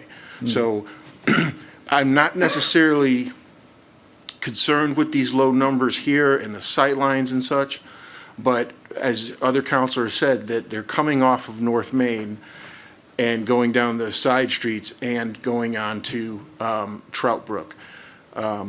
So there will be significant more traffic. Do I know that it will impact this piece? No, that's not what I'm saying. It's just that I just want you to know that there is a significant amount more traffic now than there has been pre-pandemic, and it showed up 9/1. Okay. Mark Vertucci again for the record. I just wanted to note, so, if we were to take our background volume, say they are higher, say they're 100 trips higher on Trout Brook, I just wanted to, clarify again, we're looking we're comparing before versus after. So if the before is 100 trips more, more cars on the road, the after is 100 more. We're looking at the incremental difference between the before and the after. So when I'm talking about those 60 trips and 30 going north and south, you're still, it's a fraction of a percent of increase in traffic on the road. So, we could argue about exactly what the background volumes are, but the incremental increase from this development on the road will be de minimis. Thank you, Mr. Zdanowitz. Thank you. Mr. Walters, do you have anything or no? Not making you. Thank you. I do have a question regarding parking. You mentioned that there is, you exceed the kind of the accepted minimum there. My question is there, I guess, is there a way that parking could be adjusted, those numbers adjusted slightly downward to offer more of a buffer along the north and the east sides of the property? Just my own quick math, if the areas abutting immediately the Hampshire House, that's like 24 spaces if my math is correct looking at the maps, which would take it down to like a 1.74 ratio, which is still above the 1.5. So I was curious, I know that there's some concern about visibility and sight lines there between the two structures. Is there a possibility that the parking could be reduced slightly to accommodate large shade trees or what have you, just for a little bit more of a buffer? So again, for the record, Jim Cassidy with the engineering firm Halsey, Pearson & Cassidy. As I mentioned previously, we've worked extensively with this client to make sure we have a comfortable parking ratio. I'm sure as you go on in this presentation, you're going to hear from the public tonight that there's a concern that we're not going to have enough parking, and we're going to be parking other places within the town on their property, stealing or utilizing their parking spaces. We want to make sure that we have a development that doesn't impact the neighbors. Again, we've gone through several of the other developments that Continental has done, and we feel that 1.5 is not adequate. It's required by the zoning regulations, but it's not adequate. So we're representing to you a plan that we believe works. We would not have to come back to you for an increase in parking in the future, and it's based upon several of the developments that we've worked on. Okay, thank you. Yep. Thank you, Mr. Walters. Thank you to the team. I know that Mr. Davidoff has some questions. I still have a couple, but I really want to, it's almost 8 o'clock, and it is 8 o'clock, and we haven't gotten to the public comment yet, so I'd like to start with that, and then we'll circle back. Meantime, Ms. Lebrow, maybe you could do a summary of the written-in comments. Madam Mayor, do you want us to leave this up, or do you? I think put it up for now, and then we can, I don't know. What do you think? We can leave it down. It's fine. We don't have any, we can see the people speaking. But what I will do is I will call the person that's up, and then I will do the next two people, so you'll be ready to come up. So, and we do have a time limit of 3 minutes for courtesy for everybody, so they can get a chance to speak. And what we have asked in the past when we've had a lot of public comment is please let us know if you agree with somebody, but you don't have to repeat their comments as well. And, obviously add your own comments. We want to hear from you, but we don't necessarily need to hear the exact same comments if someone has said them. But we want to know if you agree. But, all right, we will start with them. And I apologize if I pronounce your name wrong. First person I have listed, and state your name and address for the record. And if you don't live in West Hartford, we can make an exception. But Alexa Hone is the first name, Lee Gold is the second, and then Beverly Shapiro, Rosamond Shapiro is the third. So go ahead, Alexa. Name and address for the record. Yeah, hi, my name's Alexa Honey. I live at 27 Outlook Avenue. I've lived there for about the last 8 years. I've been a resident of Connecticut for my whole life. I'm a nurse at UConn Health. I've owned this two-family home that was built in 1920, and I live there with my husband, and I rent out the second unit to some tenants. The rental income that I receive from this second unit allows me to afford my mortgage. My house backs up directly onto the Children's Museum property, and I have a direct view of the current building from the back of my home. With this proposed construction, I have concerns regarding how it will affect my livelihood. During the time I've owned my home, I have not had any issues with finding or keeping renters. However, I have concerns regarding how I will be able to find and keep tenants who wish to move into a home that's so close to a major construction zone that has constant noise, traffic, and debris in such close proximity to our space. I worry about how I will be able to keep my home if I can no longer afford it during the proposed time of construction if I'm unable to find or keep a tenant. I worry about how the construction will be regulated so that we can have some periods of quiet in our neighborhood on a regular basis. I also want to say I'm glad to hear that lots of you have concerns about the traffic, because that was a lot of what I wanted to talk about as well, so I won't even bring that up again. So I want to thank you for your consideration, and especially for those who live close, that you consider what we have to say about this project. Thank you. Thank you, Ms. Honey. Mr. Gold, and then Beverly, Ms. Rosamond Shapiro, and then after that I have Michael A. Coca. Good evening. Lee Gold, 69 Mohawk Drive. I want to thank Madam Mayor for the opportunity to speak, Deputy Mayor Sweeney and the rest of the council, town staff. Attorney Hollister, thank you very much for the presentation. Your staff put together a very comprehensive presentation that was over-inclusive, and I think addresses a lot of the needs of the town and addresses a lot of the concerns that the council may have as we go forward. I think of terms, I think of words: progress, opportunity, change. These are all words that we have to embrace as we go forward with economic development and look towards the future of our town. This opportunity, as we've had other opportunities in the past, is something that we need to embrace. We need to look towards the future so that we have a town that is generationally looking forward. We've had projects at St. Bridget's School that was a generational project. We've had a project that was at one park that was generational in terms. We have potentially the former Yukon property that is a generational type of project. And a project such as this on Trout Brook is another generational opportunity that we need to embrace as a town moving forward. I do support, obviously, this development. The economic growth that is presented here is something that needs to be looked at. We're looking at a piece of property that is stagnant in terms of taxes.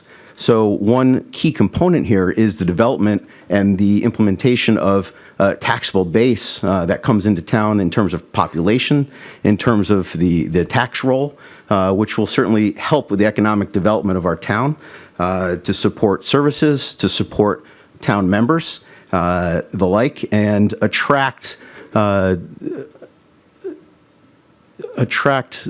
people to our town to live, to reside, to enjoy. I think also, as we went through this process in the past, the plan of economic development is something that this addresses directly, and I think is something that needs to be embraced with the thoughts of conservation, sustainability, and the like. So with all these, in terms of all of what I've said, I do support this. I think the opportunity to be able to speak here. Thank you very much for your time. Thank you, Mr. Gold. Beverly Roseman Shapiro, Michael Coca next, and then Jean Bonner. That's okay. You signed up, but you didn't want to speak. That's perfectly fine. Michael Coca next, and then Jean Bonner, and then Marina Creed. Good evening, and thank you, members of the council. I have some points Name and address for the record, sorry. Oh, I'm sorry. Michael Coca at 45 Outlook Avenue. I am the single-family home right there you see immediately behind the development. Will be significantly impacted by this development. But what I like to start with today is safety. Safety has got to be our number one concern. You've heard many members of the council express that as their concern as well. And what you see right here is something that the attorney mentioned. I think he said that all comments have been addressed. That is not true. The October 6 comments that are in the site online have not been addressed, or at least the response is not online. Also, to say they've been addressed is a euphemism, because some of those have not been accepted. An example is the exit of this parking lot is 3 lanes. It is an unusual exit. It has been notified by the Design Review Board is something they'd like changed because they see that as dangerous. I see it as dangerous. The turning right, left, and in is an unusual arrangement that does not exist. I think it will create crashes. Crashes have not been analyzed at this exit as part of the traffic study. The traffic study analyzed those at the intersections. That is a dangerous exit, and it has the suggestions to improve it have not been accepted. The improvements that were presented today are not available online and were not available previously to me to review, so I cannot comment on them. I personally don't think they're sufficient. I think the developer should accept the recommendation and ask from the Design Review Board because it is currently dangerous. The other point I'd like to emphasize, oftentimes you're in your life and you're saying, what can I do for the environment? You see this development here, again, some of the info here, not available online. There's a little bit of what I'd call greenwashing. They identify low on-site recycling as something that is environmentally friendly. I think that's a requirement. What I think of environmentally friendly is when I see a roof like that, I want it covered in solar cells. When I see a new development, I don't want gas service. I want induction stoves. This is an 80s development. It is not a modern development that represents an environmentally friendly development. I would also point out the heating and cooling with all those windows. That design is going to have huge heat loss, but the heating and cooling is single element window units out the side of the building. That is going to create significant noise and is a very inefficient design. Speaking of noise, the noise element, there is no noise study. The noise impact to all of us is going to be huge from this development. You identify that, but it's not addressed. Lights, the light study, I assume there's no lights on the patio, or the people who live there won't be allowed to have lights, because that's not included in light study. The other almost final point I'd make is really the elephant in the room, is the parking lot. That parking lot is huge. They're identifying that as a setback. That is going to be, I want a setback from the parking lot. The parking lot is 24/7. There is a little parking there today from the Children's Museum, which unfortunately was kicked out to make this. But that parking is from 9 a.m. to about 5 p.m. This is going to be 24/7, car alarms, beeping, cars driving. I want a setback from that parking lot. And then finally, the info today, many of this is not available online. Some of this is new. I think this is going too fast. I think the traffic study is not complete because it doesn't address what was presented here. They're adding that strip. The noise from that strip of cars driving over it is going to be huge. The impacts of those improvements are not in the traffic study. The traffic study also assumes people are doing 35 miles per hour on Trout Brook. We all know that's not true. So I think this is going too fast. So I ask you to reject this for the sake of safety, reject this for the sake of the environment, reject this for the sake of the neighbors who are going to have to deal with this giant parking lot. Thank you for your time. Thank you, Mr. Coca. Then we have Jean Bonner, Marina Creed, and then Megan Onelette. Again, and if you signed up because you thought you were signing in, that's fine. Just let me know. Good evening, members of council. I'm just going to move it down a little bit. I get it. Yeah. I first expressed concern about this proposal in June of 2021 in an email to Mr. Hart. Can you just state your name and address for the record? And seriously, just pull it in. Yeah. Go ahead. Feel comfortable. So still Jean Bonner, since you said my name. And I, too, live at 45 Outlook, which I feel sort of is the star of this, underutilized star of this proposal. This is the first chance that we really get to ask questions in public, hear your comments, and hear the back and forth between yourselves and the developer and the coterie of assistants. So I'm just going to take the opportunity to say everything that I have to say. So, of course, I live directly behind the Children's Museum, and arguably, my property as a owner-occupied single-family home is probably the most affected property. Please don't approve this proposal. To paraphrase the DRAC charter, it won't be harmonious and it won't integrate with the entire block lining, that side by Outlook. It will upend my family's enjoyment of our property, and it will upend our neighborhood. One neighbor whose single-family home, also backed up to the museum, has already sold his house and moved rather than live with the highly amenitized rental building in his backyard. And you can check this because he sits on DRAC. My main concerns, as outlined in my letter to council, which I hope you have read, is significant increase in noise, for which there is little possibility of mitigation. Noise travels. The traffic impacts and the impact to safety for motorists on Trout Brook, light pollution of my property, appropriateness of the parcel for the area, and the town's ability to manage and respond appropriately to the increase in noise, traffic, and light pollution. And I elaborated on this in my letter. I'm not going to go into it now, but I've already seen how the town is able to respond to some of these issues. It's unclear how Continental could complete the project as proposed without trampling on my rights as an existing taxpayer. I'm already on the books. How could Continental build the project as proposed without blanketing my property with noise from cars in the sea of parking, from the balconies, from the rooftop deck, the entertainment courtyard, the Amazon delivery trucks coming in and out, et cetera, and of course the traffic on Trout Brook. Someone may be excited about new residents, but what about old residents? In my part of town, bordered by Trout Brook and Farmington Avenue, there are already 2 large condo complexes, multiple apartment buildings, multifamily homes, a major supermarket, and a gas station. That's just what I can see from my front and backyards.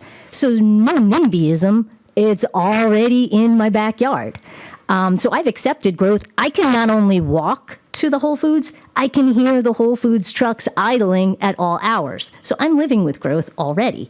And of course, I live already right by a luxury housing complex, the Westbury, and their property managers put their residents first. Some of you have run on a platform of putting West Hartford families and children first. Well, we've somehow lost a storied museum for children that was in a central location since 1958, and this proposal doesn't do anything for families and children. How does it serve all communities? This is a public meeting, but we are here tonight because of a private business transaction between a private school, Kingswood Oxford. I am not an alum like Mr. Gold, and that transaction is between KO and a developer, Continental. KO needs to sell the land, and Continental insists it must build 172 units. Not 80 units, not 100 units, not 130 like Hampshire House. No, 172.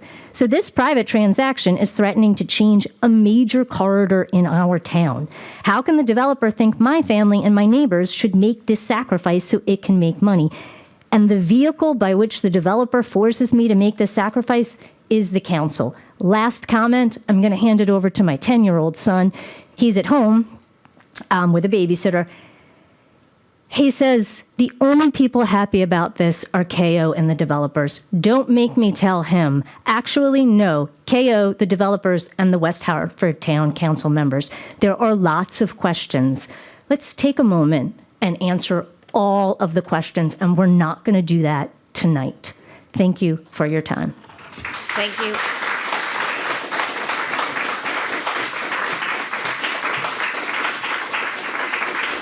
Come on. Name and address for the record. Yes, my name is Marina Creed, 87 Outlook Avenue. I'm also a nurse at UConn Health. I'm a nurse practitioner, and I've actually lived in West Hartford for 16 years. And so I'm just going to read the proposed comments, and it is entitled A Letter in Opposition to Continental Properties. Dear West Hartford Town Council, I would like to share my opposition to Continental Properties' planned massive luxury apartment building, although after watching this presentation, it kind of appears to be a resort. I'm surprised there's not dolphins in the pool. And I would like to lament the replacement of the Children's Museum, which has been a historic cultural community landmark that is a beloved home to families and children in Connecticut. The scale of the planned property is simply too large, and the impact on the residential neighborhood of Outlook Avenue is simply too great. We are West Hartford. They are an outside developer with no care for the fabric of our community, our neighborhood, or our children and families that have put down roots in West Hartford and continue to pay hefty taxes to the town for our schools and infrastructure. I am specifically concerned about the air pollution that will be emitted from the 100-plus idling cars, multiple trash trucks and recycling trucks, moving trucks, delivery vans, pool maintenance crews, and other entities which will be constantly coming and going to service this luxury building. This is not a benefit to West Hartford. This is not affordable housing, which we are actually in need of, but a luxury building, which is impacting what? The 1% that want to rent, come and go? We already have apartment buildings that can do this. We need family buildings that are able to actually service the people that want to live in our town and put down roots. I don't see families living here. I don't see 3 bedrooms. I don't see a playground. In addition to the air pollution, I'm concerned about the constant noise that will be coming from the 172 occupied apartments with their extensive pool and rooftop bar. Already, the KO field is home to overnight teenagers who drink, smoke, and leave trash and vandalism on the back of my garage. Now, in addition to that noise, we may also be subjected to rooftop parties just 100 couple feet away for luxury renters who will also probably want to use the KO field for their own personal Central Park. West Hartford in Connecticut prides itself on being a family-friendly destination. When my family moved from Warrenton Avenue to Outlook Avenue in 2013, we did so because we wanted to put down roots in the lovely neighborhood and specifically historic Outlook Avenue, where we have a beautiful, peaceful view of the sunset, skies full of birds, and nature as a respite to our busy lives. Indeed, as a nurse practitioner on the front lines of COVID-19 for the past 3 years, my home is my sanctuary. The proposed behemoth of a development proposed by Continental Properties, while beautiful and reminiscent of when I lived in New York City, will not only block the neighborhood views of the mountains and sky, but will be a source of constant, significant noise and air pollution, not only during the length of construction, but for the years to come, with the luxury rentals and condo owners or renters that will simply come and go. Should this project go forward, I respectfully request that the residential neighborhood which will be abutted is as minimally impacted as possible. I am asking for a lower, 3-story property as close to Trout Brook as possible, and an actual 100-foot green buffer zone adjacent and behind the property towards Outlook Avenue to prevent material damage to the homeowners who have already put down roots and pay a significant amount of money. Already, dozens of local children are upset that the museum and preschool have been displaced for another adult building, as my 7-year-old calls it. If West Hartford is so family-friendly, why are we displacing a cultural family STEM center that has served generations? And now we're putting in a luxury apartment building when we actually need affordable housing? Is that who we are as a town? Is that what we really want to do? We value the tax revenue of a luxury building more than the existing homeowners who have been paying the tax coffers for years. I plead for the town council to do the right thing and to ensure that the structure built does not negatively impact the families and homeowners on Outlook Avenue. We have put down roots here, and we deserve to live without excessive noise pollution, parties, honking, cars coming at all hours, recycling trucks, and more that this oversized, while beautiful, property is going to cause. Thank you. Thank you. Thank you, Mrs. Creed. Next is Megan Onolette, and then Mark Conrad, and then Mark Schaefer. Again, state your name and address for the record. Hello, my name is Megan Willett. I live at 41 Arlington Road with my husband. In addition to living at 41, we own a company in town called Firefly Studios. It's located on Farmington Ave, right in the center of West Hartford. And we're also parents of 2 grown girls that one lives in town and one's at school. My husband and I grew up in Avon, Connecticut, but we are now very grateful to be West Hartford residents. And Firefly Studios, we started Firefly Studios, which is a computer games development company in London in the 1990s. And when my girls got to school age, we wanted to move home. So we moved back to the Avon area. That's where my family was from. And we started an office in Canton. Now, our company has never had a problem hiring people or retaining people. And when we moved to Avon and our office in Canton, we found that we had no problem hiring young people. That's our staff, is normally young people. They're the people that program, they're the designers, they're the artists, they're the social media marketing people, regular marketing people, finance people, and tech people. So these are all the young professionals. So we decided that we needed to move our office out of Canton. The young people were not staying because of housing problems. There was no social environment. There was no restaurants, that kind of thing. So we decided we'd move to West Hartford. West Hartford Center was up and coming. It was amazing. And also with Blueback, it's very walkable. We love that aspect. We love the restaurants for our employees. We love the fact that there's food and grocery stores and everything else. The only thing that's really missing and the thing that we're having a problem with is housing. And that's what we're having a problem keeping our young people here in this area because they want that kind of housing in the area. So I talked to my daughter, who is 22, and she wanted me to mention the fact that we have a ton of colleges in this area. And these college students, when they graduate, they're very professional, they're very talented, they're very everything. And they are moving out of this area because they don't have the facilities that they're looking for that are going to keep them here. They want this kind of housing.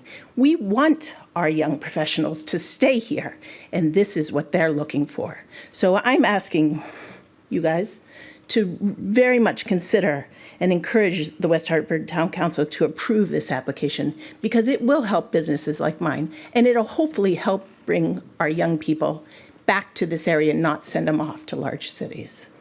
Thank you. Thank you, Ms. Willett. Next, Mark Conrad, and after that, Mark Schaefer, and then Dan Corjulo.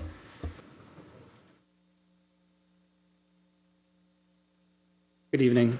Mark Conrad. I live on 34 Mohawk Drive. Here as a lifelong resident of West Hartford and KO alum and current head of the Finance Committee and the Board of Trustees at KO. So I wanted to provide some context around this transaction and why we think this is such a win-win for both our school and the broader West Hartford community.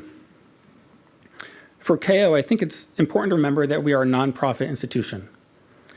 We work hard each year just to try to break even on our operating budget, and our tuition revenue does not cover the cost of does not cover our expenses.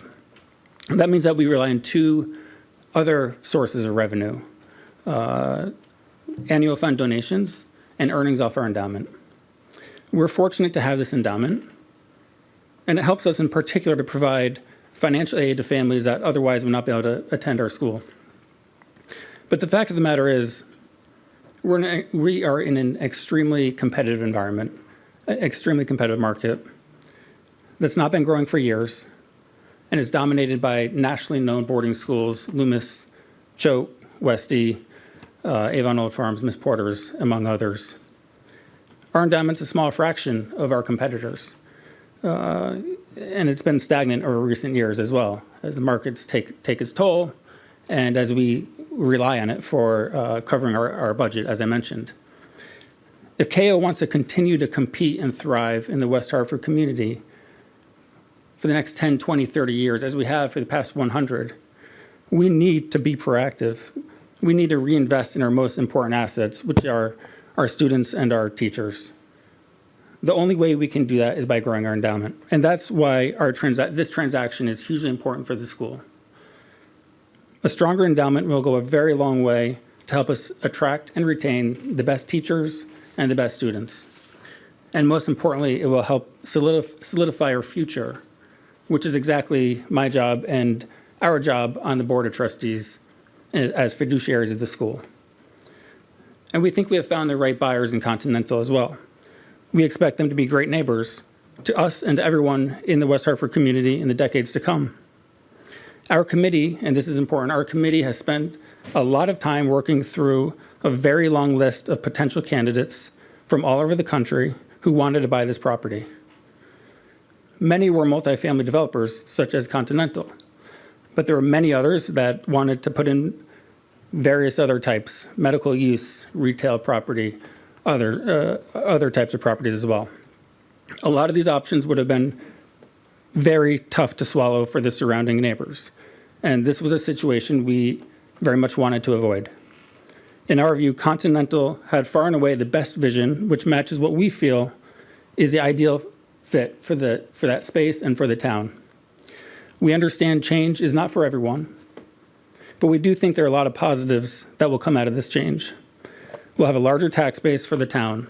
There'll be an influx of walking distance customers to stores and restaurants at the center, and an old decaying building will be replaced by one that will be state-of-the-art.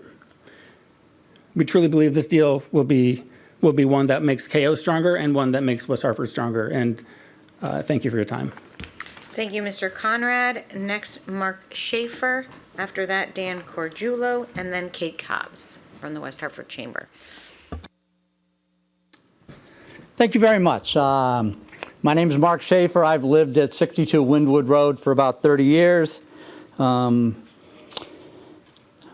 here for 100%. I'm for this, by the way, but I'm here for 100% selfish reasons. I want my kids to come back home. That's what it comes down to for me.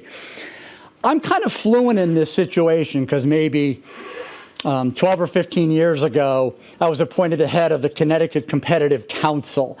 And one of the things that we were trying to do is figure out how to get particularly engineers, but technical people, to move to Greater Hartford. And the solution we came up with was we got apartments built in Hartford and designated to put more people in. But we couldn't get that to work because the people who wanted to move in go, there's no one downtown here. So it's not like being in a big city. We couldn't make it a big city fast enough to satisfy what the demand that we had. In this case, why I'm saying being selfish is that none of my kids live here now. And whenever they come home, it's the same discussion. You kids should move back. Dad, there's nowhere to live. And I go, there's tons of places to live. I drive them all over. My kids in their age, they're not buying yet. So they have no desire to own. But what they're looking for, when I took a step back and said, where do they live and what do they do? This is the kind of places that they live now. You know, at 27, 28, 30 years old, they want to have a rooftop lounge. They want to have a gym. They want to have a pool. They want bike storage. They don't want to have to drive to a reservoir. They want to ride their bikes to a reservoir. You know, they want a West Hartford center that they can just walk to. They don't want to have to Uber downtown and then Uber back. You know, so they want fire pits. They want barbecue. This is where their world comes together for them. This is where they meet people of this generation. So I'm 100% for this, if for no other reason that I'm really hoping that they see this next time they're home and think, this is exactly the kind of place I want to live. Thank you very much. Thank you, Mr. Schaefer. Now we have Dan Corgiulo, and then after that, Kate Cobbs, West Hartford Chamber. I forgot to say we do allow a little more flexibility of 5 minutes if you're representing a group. Katie Clarnett is after that. Hello, 18 Robin Road, which is right around the corner for this project. For those who don't know, 18 Robin Road, or Robin Road in general, is the free parking lot for West Hartford. Just state your name again for the Dan record. Corgiulo, 18 Robin Road. Thank you. Robin Road has become the free parking lot for West Hartford. Overnight parking hasn't been enforced in years. It's an utter nightmare. I question this traffic engineer's analysis. How could you do an analysis like this and not take into account COVID? How could you not take into account that every day Kingswood Oxford turns the northbound lane into a parking lot of Trout Brook? A dangerous situation that the school that cares so much for the town has done nothing to resolve. And I'm sorry if your endowment's not large enough, but I don't really want it made bigger on my. We don't know what you paid for this property, which determines how big it has to be, and more importantly, how expensive those rentals have to be. You're not going to get out of the school programmers who can afford a $5,000 or $6,000 rental unless they cram 4 or 5 other people in there like they already do on Robin Road. The other thing that no one's talking about is this is not a one-shot deal. There are 3 projects under development going on here. They need to be looked at with the same decision-making process. We're talking about 3 major developments. Crossing Kingswood Oxford, especially at night, is taking your life into your hands. Trout Brook is a ridiculous road, and it has become more ridiculous with the changes that were made on Main Street. So I'm all for economic development. This is economic exploitation. Try doing this west of Mountain Road and see how far you get. This is taking advantage of lower cost houses, a more tightly compressed community, but it's gotten to be too much. And this is not in the community's best interest. It's just cramming too many people into too small of a place. Thank you. Thank you. Thank you, Mr. Cargiulo. Kate Cobbs, West Hartford Chamber. I think she's here. Yep. And after that, Katie Clarnett, Mary Jo Andrews. And then I have... Good evening, Kate Cobbs. I live at 20 Hilldale, but I am here on behalf of the West Hartford Chamber of Commerce today. Their offices are located at 948 Farmington Avenue, right around the corner from this proposed development. I'm reading a prepared statement from our CEO and President, Chris Conway, who did submit this earlier to the council. I'm just going to read the statement that he prepared for you. Dear Mayor Cantor and members of the Town Council, on October 6th, Howard Rappaport from Continental Properties met with the Chamber's Economic Development Committee, provided a detailed overview of the proposal for 950 Trout Brook, and answered questions. The Economic Development Committee voted to recommend the Chamber's Executive Committee fully endorse the proposal, which they did at their meeting on October 11th. The Chamber believes that Continental's proposal will specifically enhance West Hartford's business climate and generally add to the town's overall well-being. While we have recently seen new multifamily activity in town, demand still lags behind supply. 950 Trout Brook will provide a very desirable option for young professionals and empty nesters looking to live and stay in town.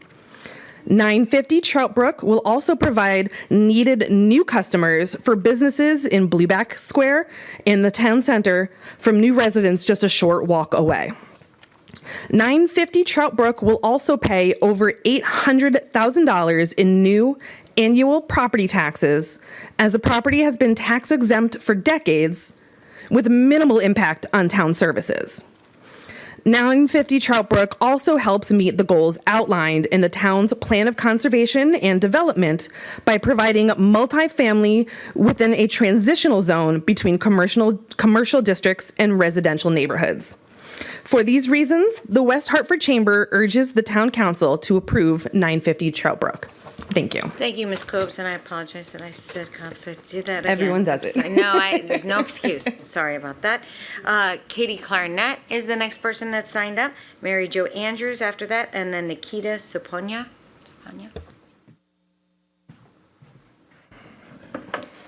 Good evening. Thank you. My name is Katie Clarnett. I own an apartment at Hampshire House that I alternately live in and rent out, depending on whether I can find a renter and whether I need to use the apartment myself.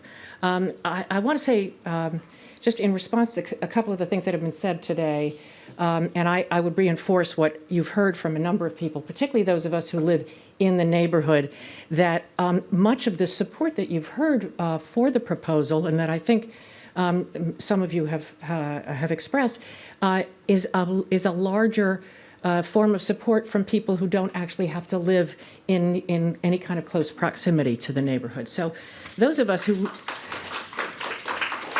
live in the neighborhood are the ones with the most, who have the greatest concerns. And we're probably the ones who want to ask a question that I would have, which is, I'm not really sure I understand the purpose of zoning if when you have a zone and you've made a decision to live in a particular neighborhood because of that zoning, it turns out that on the basis of other factors, it can just be changed. So I understand that the point here is to first change the zoning in the neighborhood that we all live in into a special development zone. But again, I guess I'm just repeating myself by saying, how does it happen? And it's not a question I expect answered right now, but how does it happen that we can just decide to change the zone for reasons that do not hold any particular appeal to the people who live in that neighborhood? Zoning standards do require that for a plan to receive the designation of a special development district, the total density of development in terms of floor space, dwelling units, and land coverage shall not be greater than that permitted in the district in which the property is located. And another key guideline for developments of any kind in town, as I understand it, is to guide the growth and development of the town of West Hartford so as to promote beneficial and convenient relationships among residential, commercial, industrial, and public areas within the town, considering the suitability of each area for such uses, as indicated by existing conditions. So the development is required to protect and conserve the existing or planned character of all parts of town. What you're hearing from us tonight is that we very, very much value and appreciate the character of our part of town, and in fact, the character of the town of West Hartford. We like to refer to it as a town. We don't like to refer to it as a big city. And many of the things that this development represents, and many of the things that seem to be appealing about it to some people, is that it will move West Hartford more on a par with a big city, which is not why most of us chose to live here. I don't know much about the process that was involved in the decision that the town made not to approve a development recently, the one that was on Arapahoe and LaSalle roads. My understanding is that it was approximately the same size, but it was for an 85-unit development. I understand it was a very different kind of development, but it's something that gives some of us pause when we consider the fact that this development is 172 rental units on a lot that is approximately the same size. The problem overall that I would just summarize, I guess, is that for all of the wonderful amenities that this development represents, the game rooms and the social spaces and the wood accents and the evergreen and the bayberry and the arborvitae and the passive entertainment and the barbecue grills and the fire pits and the ping pong, that's really not the point, and it's not the problem. Continental Properties may be a company that would do a beautiful job, but they have arrived in West Hartford with too much, too late, because we're not just talking about one development. The traffic study reflects traffic as it has been, and much of the rationale for this development reflects the town as it has been, but not as it is becoming. The traffic study referred to normal growth, and we're not experiencing normal growth in this town anymore. So the problem that you have with this particular proposal is it is the last in a series, and the others are already underway. Enough is enough. Thank you for your time. Thank you. Thank you, Ms. Clarnett. Next is Mary Jo Andrews, and then Nikita Suponya, and then, I'm not sure, Ms. Conley, I think is the, Mr. or Ms. Madam Mayor, members of the council, my name is Mary Jo Andrews. I live at Hampshire House, 893 Farmington Avenue in Unit 6H, but I've lived in West Hartford for more than 30 years. I live on the south side of Hampshire House, which is the side that's most impacted by this development. And in fact, my unit will be completely obstructed by this development. Among other things, the town council must make a finding tonight, according to the zoning regs section 177.44B2C, that the proposal will be in harmony with the actual or permitted development of adjacent properties.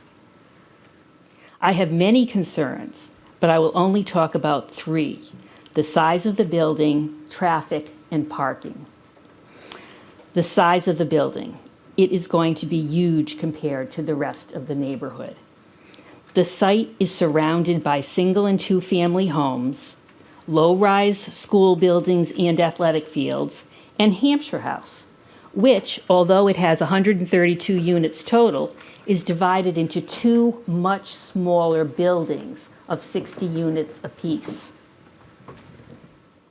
893, which is where I live, it's the westernmost building,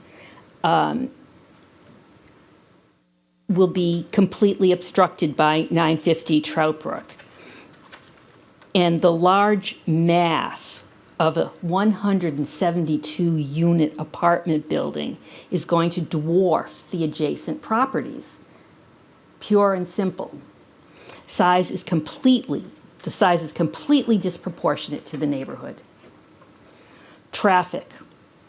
One of the primary purposes of zoning, as stated in section 177.1C of the town's zoning regulations, is, and I quote, to provide for the beneficial circulation of traffic throughout the town, having particular regard to the avoidance or lessening of congestion in the streets. I don't see that happening in here. The traffic is horrible in this area. I've lived there 10 years. I no longer, and for a long time, have not pulled out onto Trout Brook and made a left-hand turn. And I don't believe cutting it down by one lane is going to make a significant difference. In fact, in order to make a right-hand turn from the Hampshire House parking lot onto Trout Brook, you usually have to wait for a person who's stopped in the queue to let you in. Frankly, I can't believe the traffic study concluded that there would be no adverse impact from 172 new units at this building, 48 new units near the northwest corner of the intersection, and 44 new units at the northeast corner. That's 264 new apartments, and possibly nearly double the number of cars, because many, if not most, of the new apartments will have more than one automobile, as well as many visitors. I am very worried about this huge increase in traffic. Parking. At the recent Town Plan and Zoning Commission meeting that considered this application, several commission members expressed concern that there was not sufficient parking planned. I agree with them. 1.8 parking spaces per unit is not enough for a 172-unit building, where many units will have more than one car, and presumably there will be many visitors, especially on weekends. There is no room for error here. There's no parking on Trout Brook. Where will those overflow cars go? I worry that they'll go into the Hampshire House parking lot.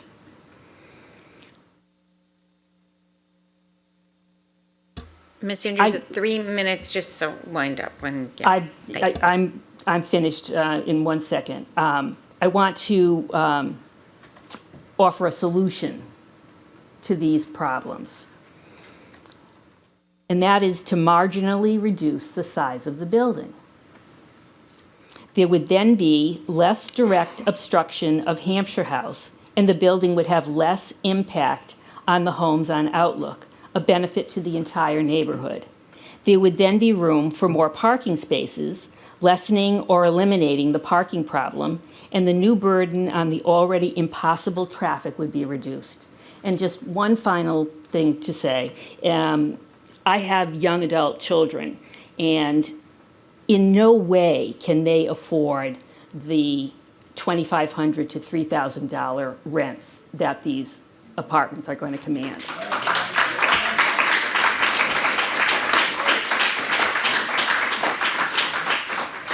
Thank you, Ms. Andrews. Nikita Sapanya, and then, again, I'm not sure, but it looks like the last name's Conley. Yeah. Hello, I'm Nikita Sapanya, and I live in 893 Farmington Avenue. It's across this. It's the white building across the street from the complex that's proposed to be built. I'm also a professional engineer, and I moved here from Charlotte, North Carolina, about 4 years ago, and so I just was offering just my opinion, to ask you to hold everyone's concerns with equal weight, and but personally, I mean, I always wondered that it wasn't an efficient use of space for the museum and that big field in front of Oxford, and I was wondering when they were going to convert it to like housing, and I think West Hartford is a big city. It's a great city. I love West Hartford, and I would like to see it more. I think the difference is it's a city. It's not a suburb. It's not a rural area, and so we do want to encourage more residents to live there. And when there's more people living there, that will be better a better commerce, right, for the businesses, and also just that the more people there are, the more opinions there are to improve the quality of lifestyle for everybody around. So, but in particular, I think that once you weigh everybody's opinions, you need to you need to be able to make the wise opinion between all the things, and I think the noise that the people have been mentioning is a big one for me also. Now, especially after the pandemic, a lot of people, me including, are taking more time to work from home. And so when you're working through home, all the noise, I know just on that main street, the sirens and everything interfere with it as it is. So we do want to make sure we mitigate that as much as possible, maybe invest in better fencing, with some acoustic reduction properties, and then also the parks. I'm really glad what the city of Hartford did with expanding that little trail behind Farmington Avenue. So I'm really grateful for that, and I like the park past Whole Foods in the other direction.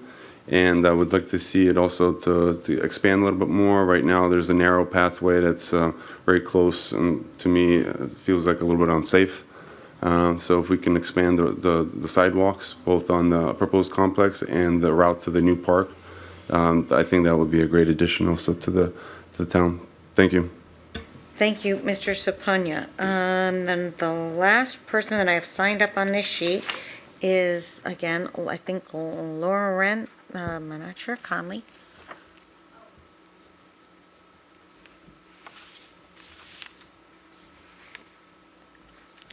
And state your name and address. Hi, yes, I'm taking Lorraine's spot. I thought I had signed up. My name is Shauna Rackmill, and I live at 893 Farmington Avenue. West Hartford is a suburb, not a city. My family has been in West Hartford since the 1950s, when my grandparents bought a nice home that the family owned until about 10 years ago, and now I also own in West Hartford. Along with working in West Hartford as a school social worker and helping with the various children in the community. I need my home to remain a sanctuary so that I can properly do the work. Additionally, affordable housing is definitely an issue in West Hartford. We currently have families living in their car, and West Hartford Social Services tells me we do not have housing for them. So I think if we're going to make housing, we need to have much more affordable housing. The presenters attempted to address issues, but they did not address any of the impact of the landowners, the current taxpayers, or our communities and families. As stated earlier, this complex will attract kids that have just graduated from college, who are louder, less respectful, and it does not allow for families that we need housing for. Drake required multiple meetings because there was a great deal of problems. If this property is going to be approved, we make some adjustments, taking off the back east wing of the building and making a larger green barrier will allow for both additional parking and also will not interfere with the neighbors as much. The current vision does not reflect the West Hartford values or the desires of the current residents in that neighborhood. The people that like the property can have a similar structure built right next to them. Additionally, there are a number of new luxury complexes already being built in West Hartford. Again, the first square of the original proposed property does not block the direct sun, air, or views of Hampshire House and is not as close to the additional neighbors. They can still create a nice complex just bordering Trout Brook without impacting the homes behind the fields or impacting Hampshire House. This is the largest of their properties, and they need to make it smaller before it's approved. The large property is going to create so much traffic that it'll be impossible. Now they're adding over 70 additional cars just at peak hours. And that number is adjusted for the inaccuracy of the traffic report that said, I think, 67 cars, and we know that will be higher.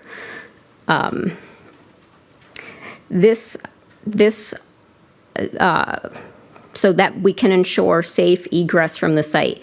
This will also not allow for bikers to safely use Trout Brook. The traffic report is not a true reflection of the traffic problem since the traffic study was done without school in session, many people working from home during the pandemic, and 2 years ago prior to our current traffic patterns. Furthermore, the current large layout does not allow for parking of that many residents or their visitors. There is no parking on Trout Brook, so they will have nowhere to park for their visitors. Their current plan only allows for 1.8 parking spaces per unit. The problem is that many units will have 2 cars, such as couples, and then they will also have visitors since they are young adults. This is not efficient. Some of them will also not be able to afford the rental properties and will end up having roommates, creating additionally more cars. So we can assume each unit is going to approximately have at least 2 cars before we count on visitors. The current zoning regulations are based on there being front street and/or side street parking in most communities. So again, it would require additional spots for parking. A smaller property would solve a lot of these problems. Additionally, zoning changes should be voted on by the homeowners that live in that zone. I bought my Hampshire House condo due to the sunlight, airflow, and visibility. The current layout is going to completely block all of that for me. Again, if they make it smaller, that wouldn't happen. They are deliberately placing a structure to block our home. This type of blockage has no benefit to the current landowners and will create considerable harm to both the Hampshire House community and the neighboring residents. This will deliberately block 12 separate residences in Hampshire House alone from sun, any airflow at all, any sunlight, and additionally our views. Under Connecticut law, this type of new property can be known as a spite fence or a malicious erection of a structure or a barrier that affects neighbors' property value or quality of life. And I will wrap up from there, but the Connecticut courts have ruled that the actual intention does not determine whether the actions are malicious. Rather, the court measures malice by considering the structure's relative negative effects on the neighbors versus the benefit of the owner of the new erection. Many of these issues can be dealt with by a smaller building further away from the current properties with less residents. Thank you. Thank you, Ms. Rackme. So that's the people that have signed up, and if you have not signed up and you would like to speak, please come up, state your name and address for the record, 3 minutes to speak. Thank you.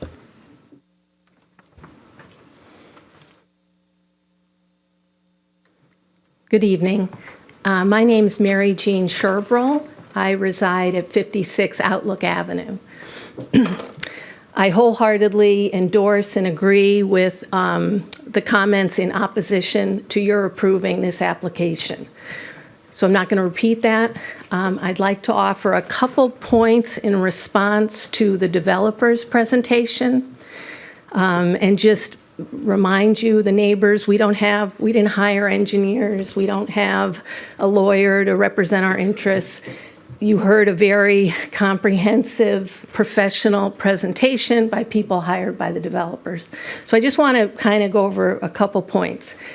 Mr. Hollister mentioned the planning and zoning meeting. I went to that meeting. It was a very, very little questioning went on. Very little inquiry into this development. One of the commissioners actually asked the town planner what was the referral, why were you referring the matter to them? I mean, she didn't know really what her charge was. One of the zoning commissioners described the building as a big honking building. So while Mr. Hollister highlighted the positive comments, I just want you to know that there were negative comments as well. The developer says this is a long-term generational owner. Well, no guarantee of that. KO needs this approval to make this purchase, so I would just say be skeptical of the comments you're hearing from KO and the developer. They need one another in this enterprise. Mr. Lessard, in his comments, mentioned Delamar and Hampshire House, 2 tall buildings. Well, he didn't mention the predominant buildings on Farmington Avenue. They're mainly 3-story apartment buildings and our single-family homes in the neighborhood. That's the scale. That's what the neighborhood is on Farmington Avenue. It's not Delamar. It is Hampshire House, yes, but it's also the 3-story small apartment buildings.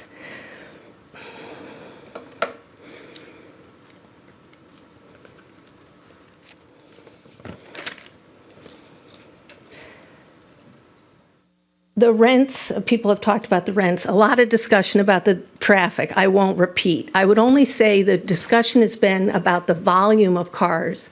I would say be concerned about the activity of the cars. People turning, people trying to enter Trout Brook. It's not about how many cars are driving. It's not just about how many cars are driving from Park Street to Fern Street. It's people pulling out of the gas station, it's pulling out of the apartment building that I think is dangerous. It seems presumptuous that the developers expect Trout Brook to be relined and reworked.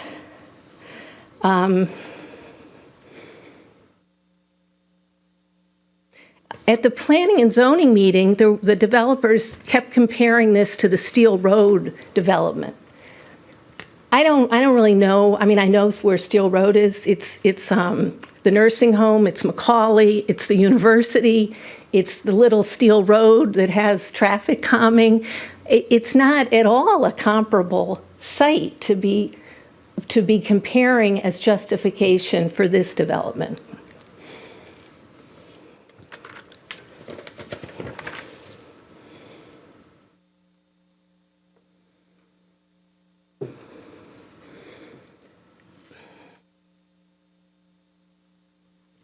So those are the points I did want to mention. And I would only in closing want to say the developers are, they're here to make money. And that's fine. That's what they're doing. But what are you here for? You're here for the town's interest, for our interests. I would just hope that you would be skeptical of this proposal. You've heard from the neighbors. It's too big for the area. It just is. Protect our interests. They don't have an entitlement to this zoning change. You don't. They're not entitled to it. You don't owe them approval. You owe us. You owe the people who live here consideration. I urge you to think it over carefully with a skeptical eye. Walk around the neighborhood. Walk down the little sidewalk on Trout Brook. Drive your car. Don't approve this application, please.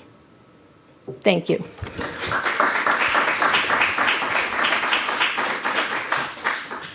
Thank you, Ms. Sherbro. Next person, name and address for the record. 3 minutes, please. Thank you. Hello, I'm Connor Marshall. I live at 68 Outlook Avenue, so right across the street. And I just want to make the quick point that I think I fit into that young professional crowd. I just graduated from college, and I'm a civil engineer, as a lot of people are in this room. And if we're talking $3,000 a month, that's well over half my monthly income. So I don't know what young professionals. I understand we have some people that have, they're growing small business, and a lot of them are technology and whatnot. But technology makes a lot of money, but I like to think that I fit into the young professional crowd, but that number the math doesn't add up, and a lot of this is about math. So I just wanted to throw that out there, and it doesn't seem to make sense to me. But hey, I want to live in West Hartford. I currently live with my parents, and I can't afford to live anywhere else in West Hartford. I want to, but so it's, the math doesn't add up. That's what I have to say. Thank you very much. Thank you. Did he say his name? Did he give his name and address? Connor Marshall. Okay, Connor. Okay, thank you. I am Samantha Marshall, 68 Outlook Avenue. I'm Connor's mom. Like he said, I have to add to that. Like he said, he just graduated, and there is no way that he could spend like $3,000 a month on an apartment. I did not plan on getting up here and talking. I'm not a public speaker. I had my 10-year-old daughter here from 6:30 till I just left and took her home to our house on Outlook. She was literally crying in the car saying, why are they putting a hotel in our neighborhood? And I planned on staying home and eating dinner. I had to come back. This is absolute insane. I mean, it's just insane what is going on here. Like, it is a hotel that's going into our neighborhood, and of course we're upset. And my neighbor Marina, Mike, Jean, guys, I'm talking here for you because you know I wouldn't be standing up here. You guys have to consider this. Young people cannot afford whatever it was. I missed that whole part, $3,000 a month. We don't want this in our neighborhood. I get that we need housing for young people. Mine is one of them. But we do not need a 175 unit, hotel in our neighborhood. Can we scale it down just a little bit? I'm not opposed to building something on the Children's Museum property. I'm not opposed to it. But does it have to be the grandiose of the grandiose is my question. Thank you for listening, and thank you. Good night. Thank you. Thank you, Ms. Marshall. Is there anybody else?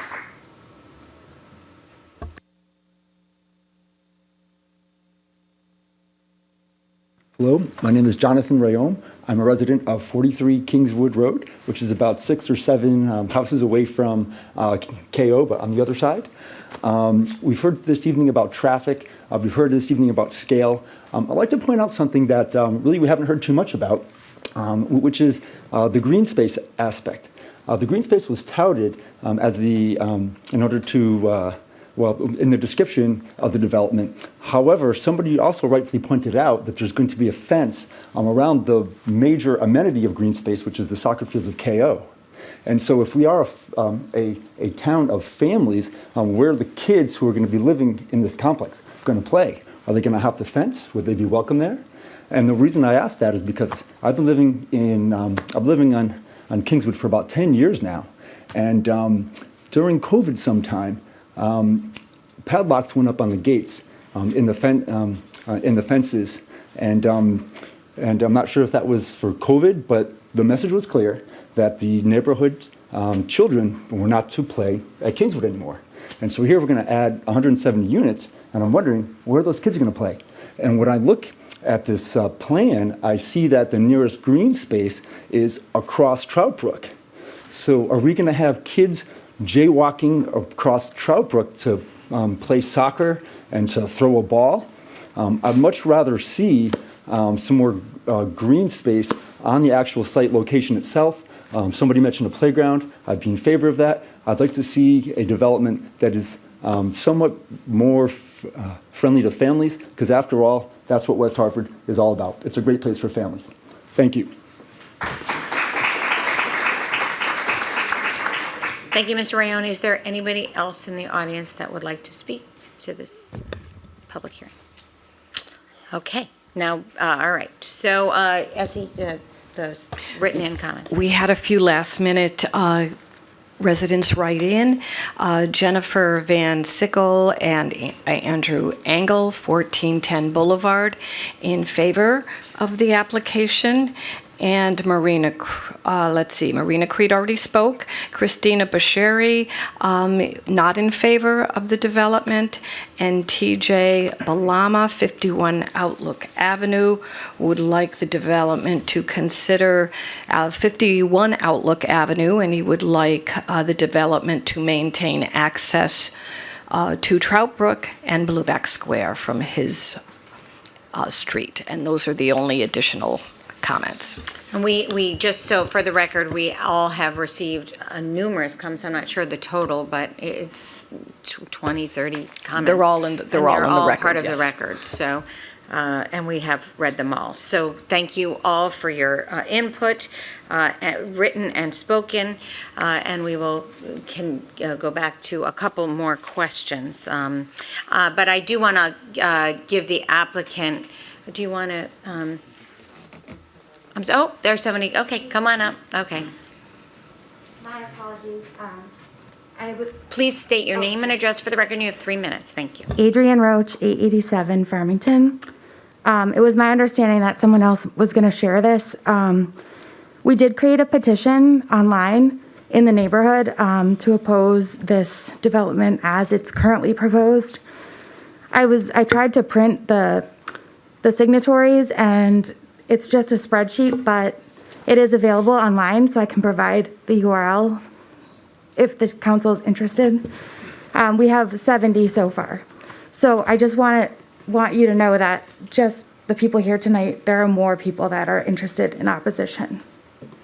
Thank you, and a petition, thank you, you just handed to our Corporation Counsel, thank you. Okay, it's now to the applicant, why don't you come up, and we can maybe finish with some of our questions, and then you can address the public comments that you have heard. So, Leon, would you like to do a... Thank you, Madam Mayor. I want to get into some of the more technical aspects of the presentation so that I can make certain that the record is pretty clear.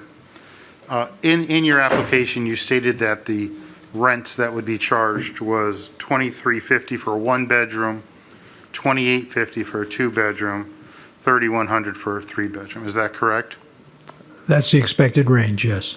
How does that compare to market rates with other properties located in the town of West Hartford? I'm not sure. I'm not qualified to answer that. I'll let Mr. Rappaport try that.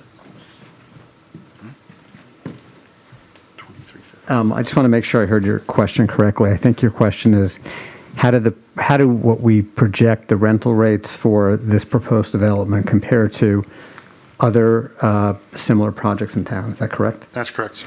Yeah. In connection with that projection, we looked at the rental rates at Steel Road and principally at Bishop's Corner, and they are in line with those projections. I'd also point out that the number of $3,000 has been espoused here, but you know there are one bedrooms here that will be in the $2,300 range as well. Thank you. Okay. Yeah. So there was also a discussion about lighting and the effects of lighting that would be in the parking lot or adjacent to the building. We recently had a zoning hearing at our last meeting where lighting was a major concern of the neighbors. Can you explain more in depth as to what steps and measures you've taken to downshield the lighting and to make certain that it doesn't provide negative consequences to the abutters? Again, so yeah, number one, the fixtures we're proposing for the exterior lighting is full cutoff fixtures. We put them around the perimeter, so where you see the islands that project in the parking lot, they're in those islands rather than being closer to the edge of pavement, up closer to the property line. This gives your light distribution further away. But more importantly, we don't typically do it, but on all the perimeter lighting, there's actually a shield. It's detailed in the plan set, but there's a shield on the back side of it.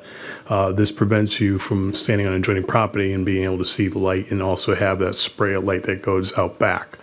I'll also note, again, we're holding on the east side, we're holding all the existing vegetation to offer additional shielding. I don't know if a landscape architect brought it up, but there is an existing fence along that property line. We'll be replacing that entire fence and also supplementing additional landscaping in that area too. So we've done a lot to try to pull the development back from improve the buffers around the perimeter. And one of the main reasons was to help shield lighting, in addition to with the type of lighting we're using. Thank you for that answer. In your original narrative that was submitted to the council July the 14th, in tab 11, there was mention of a variety of alternatives that were considered.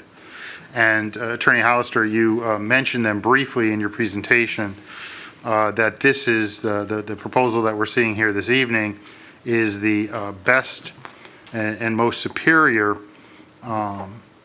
alternative that the developer looked at. Can you just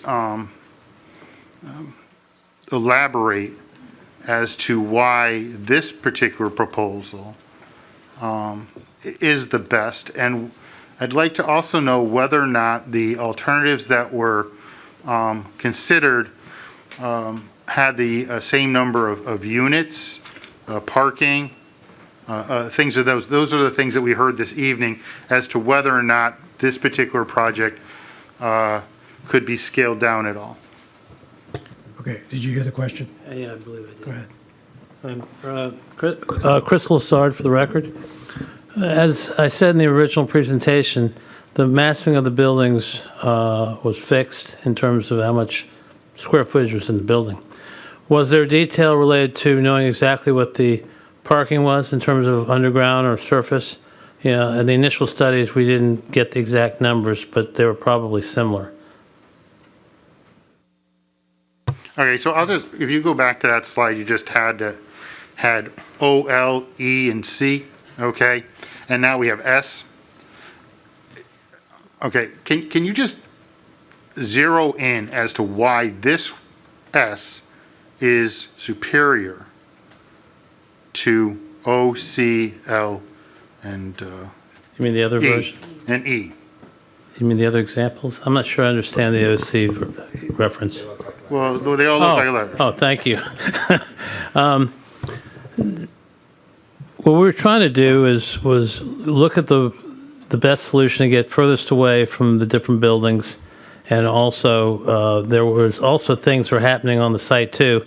You know, like I said, Hampshire's house parking area is creating a retaining wall that's impacting this site also. We're effectively 8 feet lower than Hampshire House, and with a similar zone. And so we're trying to make sure we didn't impact Outlook also. One of the basis for all the plans was to make sure we maintain the same buffer that they exist today.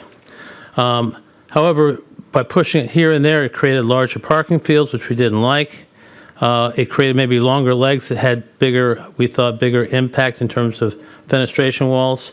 So we looked at each one, and part of this was we worked through DRAC, which I thought it worked fairly well in terms of they pushed us to look at different things and then they responded. So we basically did the drawings for them, and they gave us other comments, which we also did drawings and had resolutions with them. So I thought the process worked pretty well. Thank you. Don't take my questioning as whether or not I'm in favor or against. I Oh, no, just like to get a lot of things. I didn't. Like to get a lot of things onto the record. In tab 2, Attorney Hollister, you mentioned that the applicant's seeking waivers. There's, I think, 4 or 5 waivers that are mentioned in tab 2. Can you just get those in the record and explain why they're necessary? Okay, well, obviously the Special Development District process is the way in West Hartford that one is given permission to detour, if you will, from the strict compliance with the regulations. But I'll just give you the main list. Under the existing zoning, there is a front yard of 40 feet required, and we are providing between 28 and 32 along the frontage. Side yard is required to be 3/4 of the building height, and we have reduced that to approximately 14 feet. And that's obviously on the KO side, the south side of the building. Maximum building horizontal is 250 feet. because we have one building, albeit in an S shape, we have 395 feet as the maximum length. And that's really the key to what Mr. Lassard was just saying, is that we have one dimension, and that has to be longer in order to be able to concentrate the most of the building in towards the front and the south of the site. Maximum units per structure under the regulations is 40. Obviously, we have one building, one structure with 172. We have a variety of parking space dimensions instead of the single set of dimensions that's prescribed by the regulations. And we have one loading space, which is another thing that the single structure allows us to do in the southeast corner of the building. So those are the so-called waivers. Thank you. And then you mentioned during your presentation that there was a signage waiver. How many square feet of signage are you over what is permitted? I don't know if I have that number. There are 4 building-mounted signs. We're allowed to have building-mounted signs. I believe, is it 3 of the, one of the 4 is? One of the 4 conforms and the other 3 do not conform because they are located at the front of the building. In other words, my understanding is once you go 30 feet from the street line, you have greater square footage allowed. So the waiver is not because of the size, but because of the location of that size in relation to the street line. I think I said that right. You did, thank you. Okay, I'll just get to my most major thing here, and the rest of the things I have are pretty minor. Want to zoom in, if we get to the slide that shows the entrance and the exit to the parcel.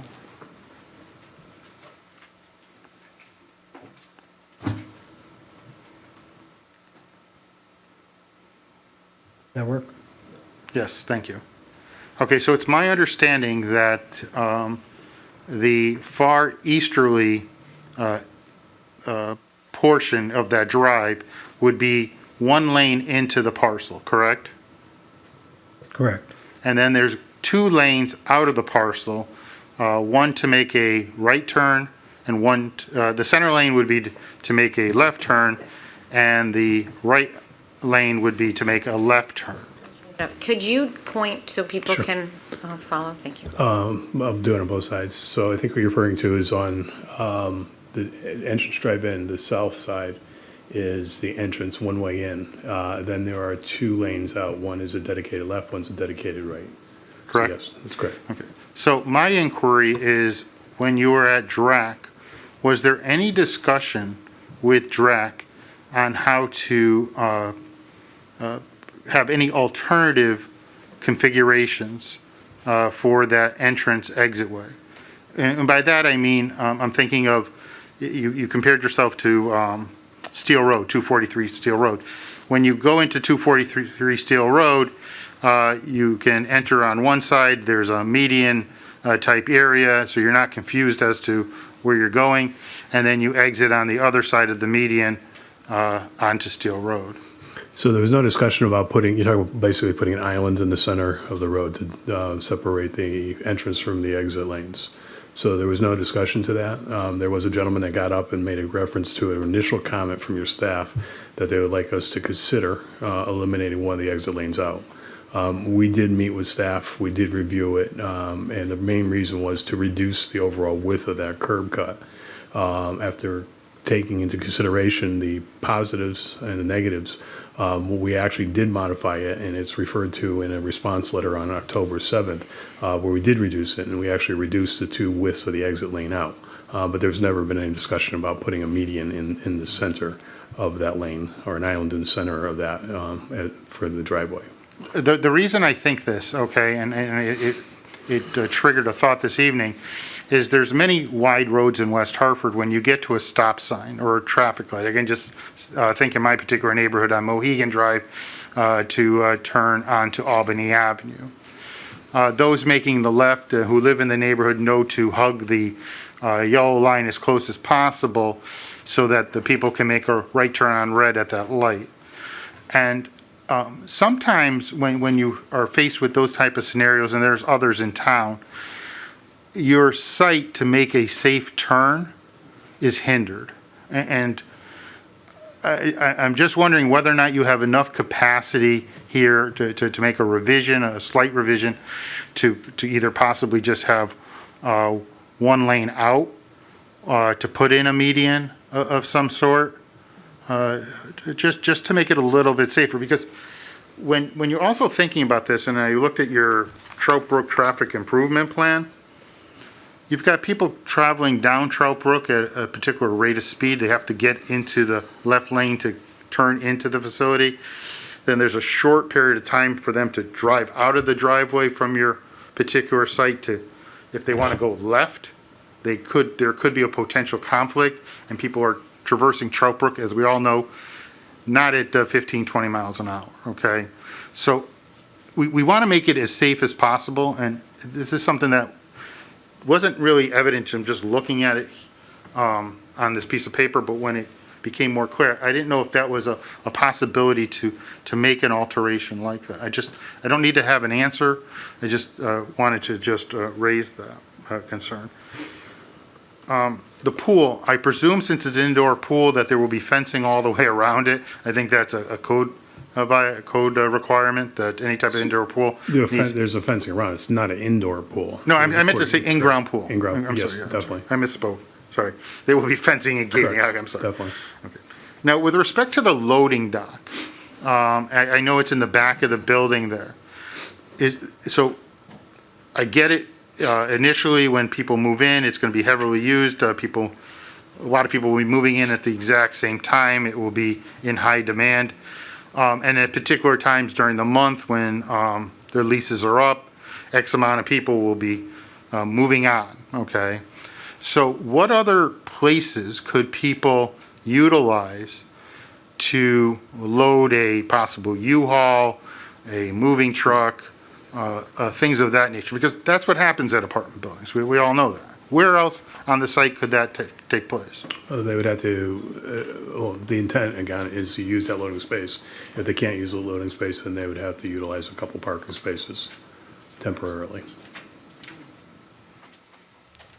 So they would just come in It would have to be obviously coordinated with staff. Okay. So they would, instead of parking head-on, they would park... Yeah, I mean, I can't put a 30-foot box truck in a parking space, so, Right. yes. Okay. I have two more points, Madam Mayor. We live in New England. Snow does fall here. What's your snow plan for? We did submit a snow management plan as part of the overall set. The one advantage is we have a lot of perimeter area here where we can pile snow along the edge of the parking lot. We also went through an extensive calculation as to what we can accommodate for snow, for volume, based upon a depth of storm. At the end of the day, if we do have an excessive storm event and there is excess snow and it's hindering parking spaces, we have to remove it from site. It's on the plans that were submitted. All right, thank you. And then my last question, and it's one that's pretty common, and this is a concern to anybody who lives adjacent to a construction site.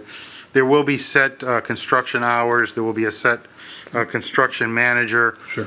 Any tracking of material onto Trout Brook will be swept daily, correct? Correct. So we did submit a whole construction staging plan as part of the application. There was limited hours that the construction will occur. We designate specific areas for the construction worker parking. All the parking is up up in this area, so the northwesterly corner of the property, away from the Outlook residents, away from the Hampshire House residents. In addition to, as I mentioned, there's a retaining wall going in this area. We dedicated an area there for the Connex boxes, those are contractor storage boxes. So once again, they're going to be away from the residents. A couple big things we're going to do on here is we got a dedicated water truck on the site at all times. So if it's a dry situation, we can fill it up. We're going to have a temporary water tap off our water meter off a hydrant, so we can fill it up on a daily basis if need be and water the site. More importantly to know, as part of our construction sequence on this, what we're actually proposing to do is when we start the construction, we obviously need to do some grading and bring the grade down. We're going to put the foundation in for the parking garage only. Once that's in, we'll complete the site work to the point where we actually put the binder course of pavement in before we start any construction on the building structure, superstructure itself.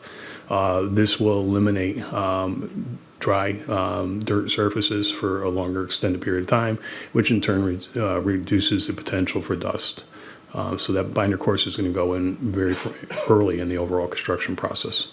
I think, and my last concern, Madam Mayor, is something you and I have dealt with in our tenure on the council. With respect to rooftop, I'm sorry, with respect to, I guess you sit here long enough to get the same checklist, Madam Mayor. Do you want to ask that question? Okay. With respect to rooftop units, yes, number, shielded? So this may be more, Chris, you want to answer this one? Most of the individual units are within, next to the unit itself on the exterior, and they show up in the elevation.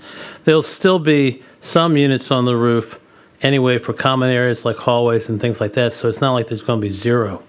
We do have parapets in order to help block those views, which is designed but it won't be like you normally see in a lot of current apartments where it's like a whole field of units. Thank you. No further questions. Thank you, Mr. Davidoff. I do want you to respond to residents, but I just have a few, and Mr. Davidoff did it.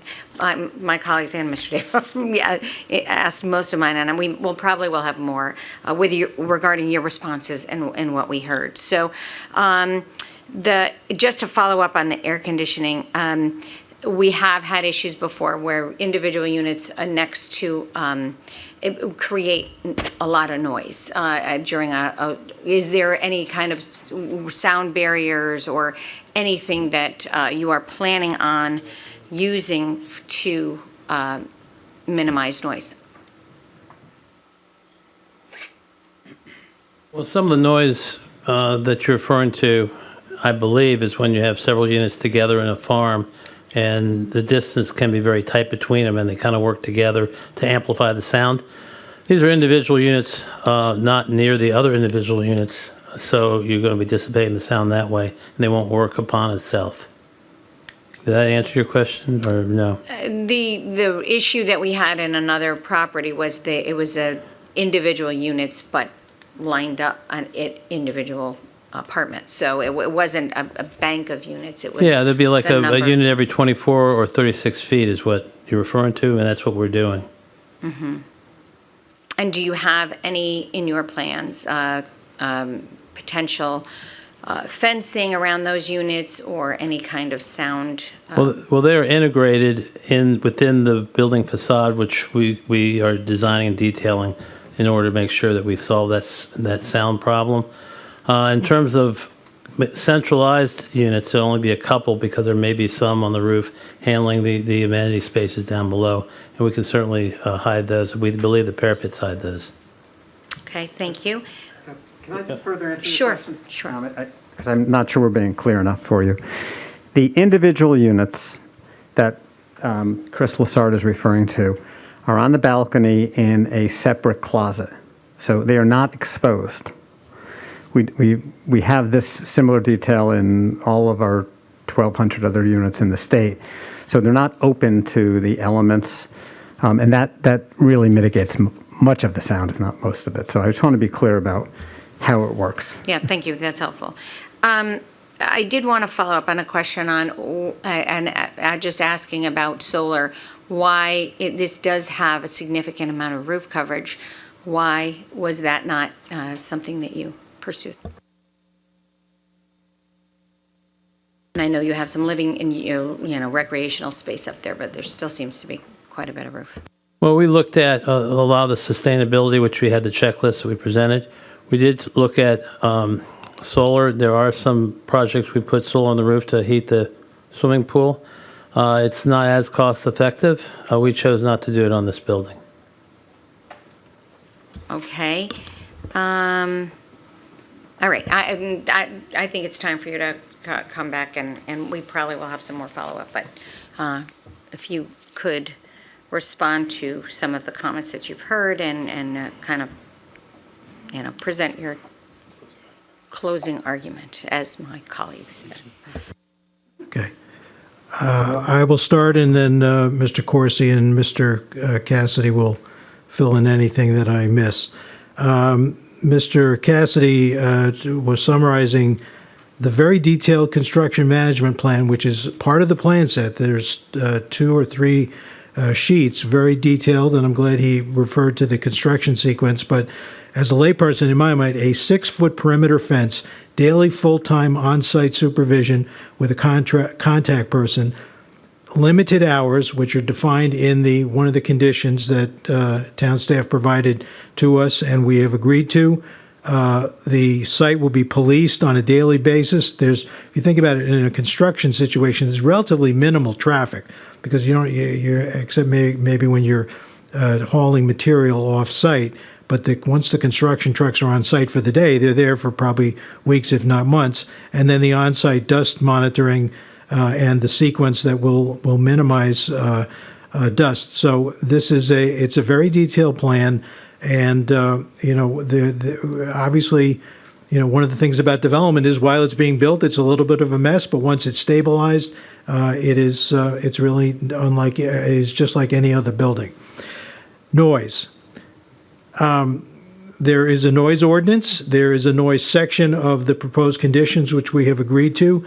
There will be rules, very strict rules. Mr. Rappaport, in all of his developments, has very strict management of these things. So with all due respect to the people who spoke in opposition, they should not assume that something that is going to be outlawed by the rules of the development is something that's going to happen on a regular basis and disrupt their lives. Another way to say that, and this is probably the most important point, not just about noise, but of everything else.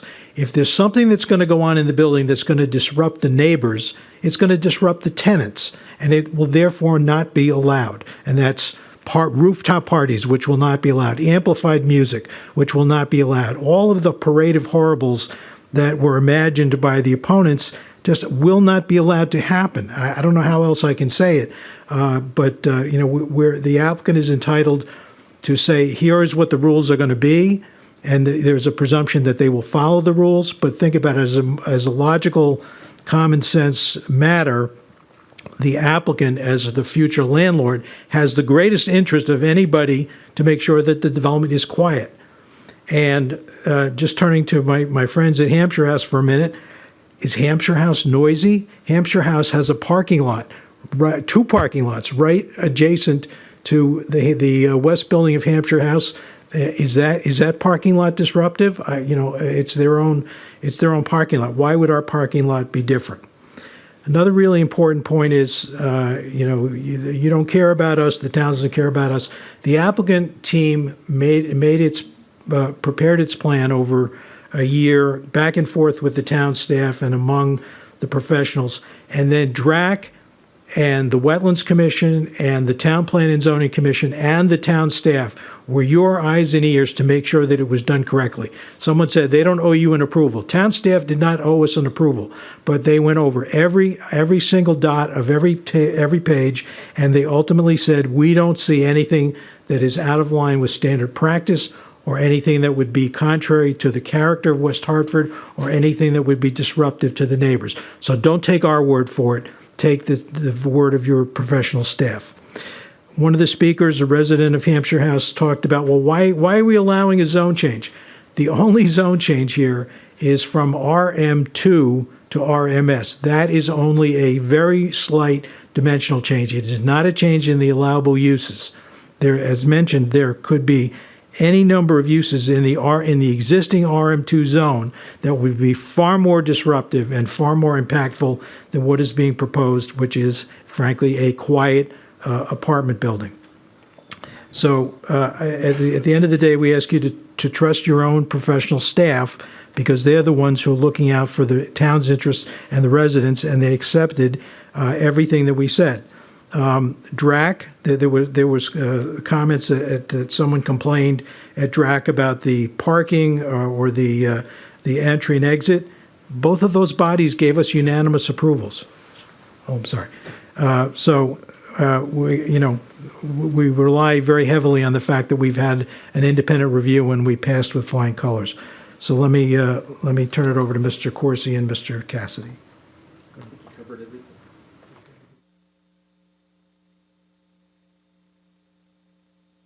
No, unless you have any questions for me. Are there any questions for Mr. Corsi? All don't think so. Thank you.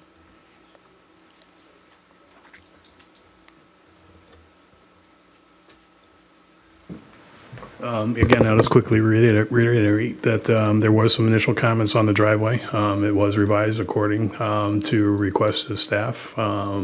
So what you see on the final plan is what staff had signed off on. They were in agreement that, left and right out would seem to work. Parking, you've heard both sides. There's not enough, there's too much. Again, we've gone through a painful analysis through other developments to make sure that we have adequate parking, and we feel that the almost 1.9 is adequate for the residents and also for visitors on this site. So with that, I was not going to add anything else unless the commission has, or the council has any additional questions. Thank you. Mr. Dodge. Thank you, Madam Mayor. I was just going to request that the council, before the hearing is closed, could take a brief recess for staff to take a look at a number of logistical and legal issues. Okay, I guess we will do that now. So we are going to go into, does it require us to go into an executive session, or what are we? No, just a motion to recess, and staff is taking Okay. a look at a few Okay, issues. thank you. All right, we are going into recess now, and we will be back as soon as we can. Thank you for your patience.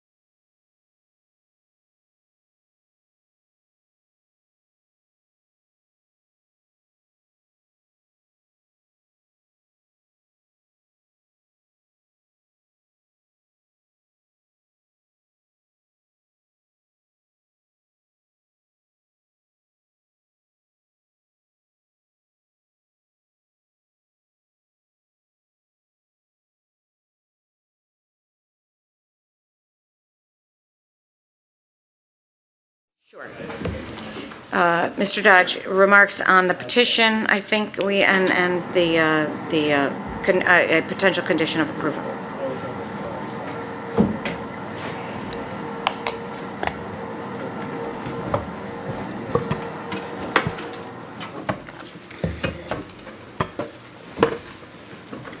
Thank you, Madam Mayor.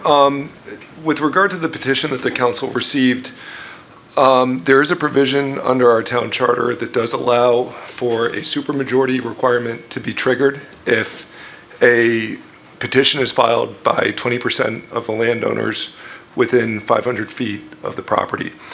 The petition that we received, however, is deficient on its face due to the fact that it is not signed by anybody, it does not provide addresses for the residents, and it does not pose the question that was asked as part of the petition. So it's unclear from the petition that was delivered to the council what the question was that was on the petition. And so for those reasons, the petition is plainly deficient and the protest requirement under our town charter is not triggered. Madam Mayor, I would also invite the applicant to come back up to the podium, who I believe may have some additional comments on some of the traffic concerns. Thank you. Mr. Alstra?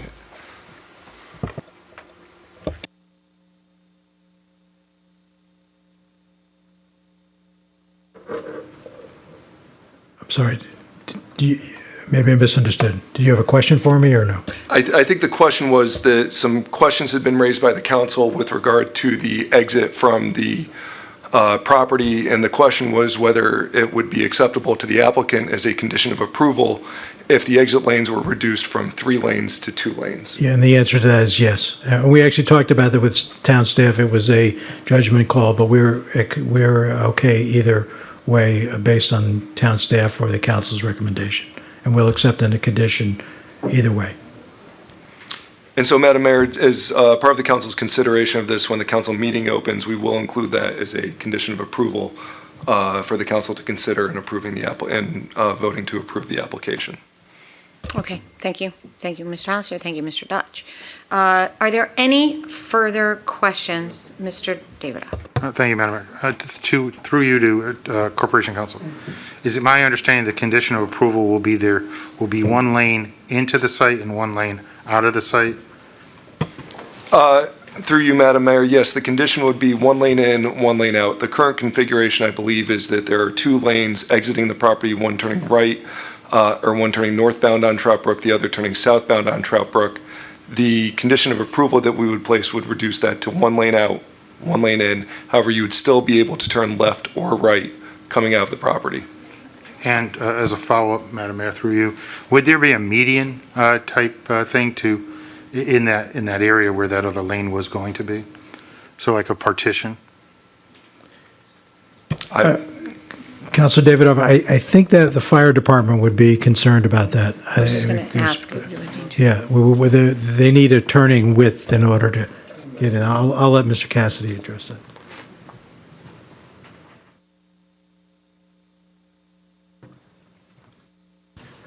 Yes, for the record, Jim Cassidy, House Pearson Cassidy. That was one of my concerns. If we reduce it to 2 12-foot wide lanes in, getting fire trucks, emergency apparatus in would be a little difficult. I guess we haven't had a chance to talk to it, but I mean, I understand the concern about traffic calming effects. I guess if I can just throw it out there, the one option would be to do something similar to what we're doing with the crosswalk and the roadway, where we'd have a surface that's alternate type of material, so it gives an appearance of a median, but still allows for the accommodation of emergency vehicles. Mr. Sweeney? Maybe I just clarify. So,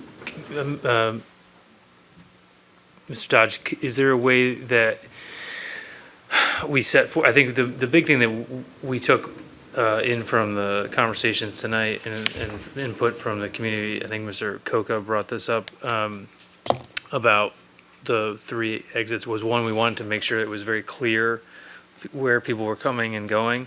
And I think to what Mr. Davidoff is alluding to is creating a median, whether it be how large it need be, but being clear that, because cars, when they are going to take that left-hand turn, are going to probably take it somewhat aggressively into that spot, and making sure that they aren't coming into a lane where people are exiting.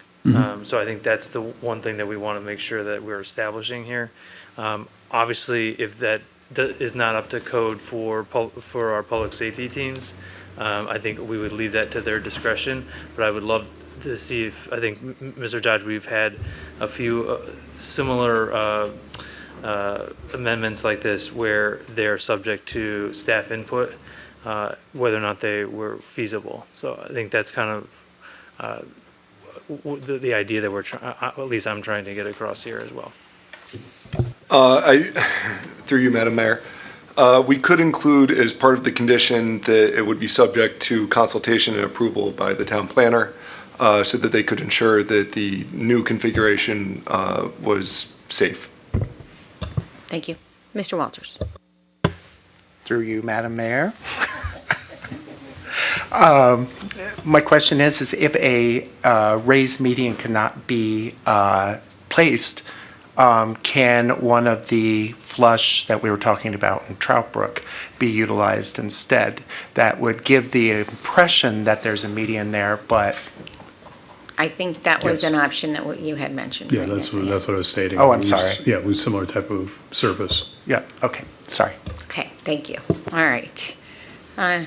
Zizdanowicz. Thank you, Madam Mayor, through you. So you have 3 lanes here, we're proposing 2. So again, with the fire chief's input, I would imagine that a fire truck could still fit in at that same distance, right? Yeah, because so you're going from 3 lanes to 2 with the same correct. width. So the question or the concern would be once you're going to 2 separate lanes and you put that median between the 2, now you only really have 2 12-foot lanes. That gets a little difficult for a piece of fire apparatus. Okay, but what's your explanation with the...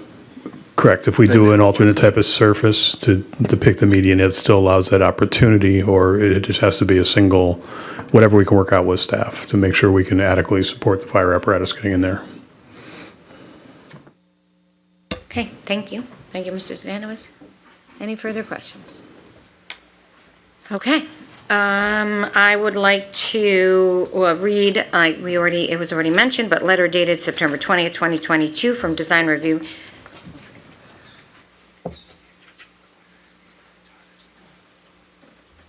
Thank you, Madam Mayor. I did just want to bring to your attention, I believe there's a resident who does still want to comment on the project. Oh, and, okay. And because the hearing is still open, I do Okay. think it's appropriate to allow it. You can come up and state your name and your address, and you have 3 minutes to speak. Thank you. Adrienne Roach, 887 Farmington Avenue again. I submitted the petition. It's an online petition on change.org, and it does indicate the name, address, and an electronic signature of all of the signatories, as well as some comments that individual signatories have made regarding their opposition. I'm happy to provide the URL.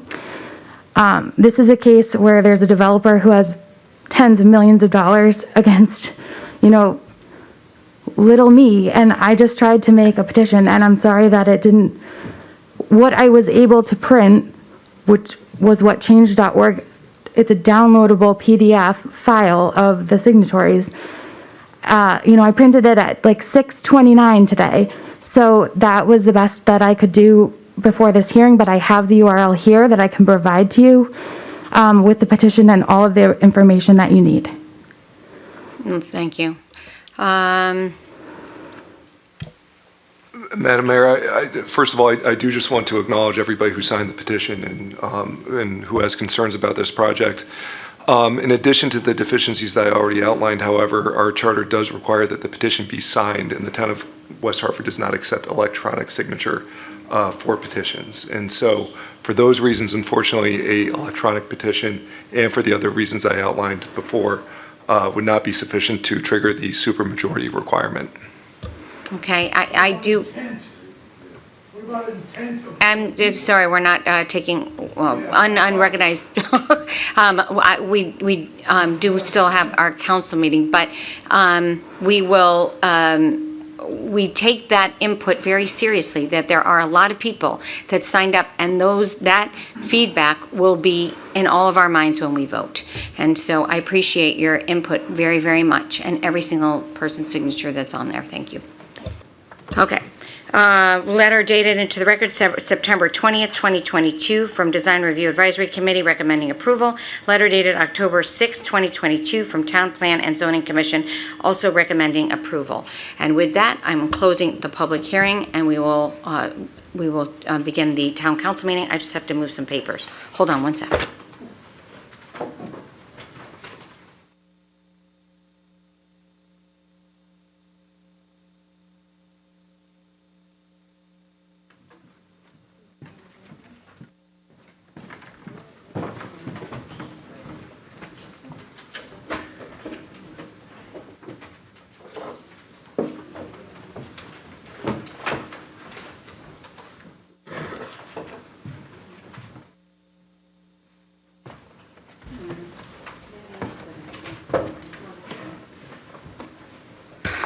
Okay. My agenda is nowhere to be found, but, here it is, got it. Okay. Calling the Wednesday, October 12th, Town Council meeting to order, 7:30 PM. And we will begin with the Pledge of Allegiance.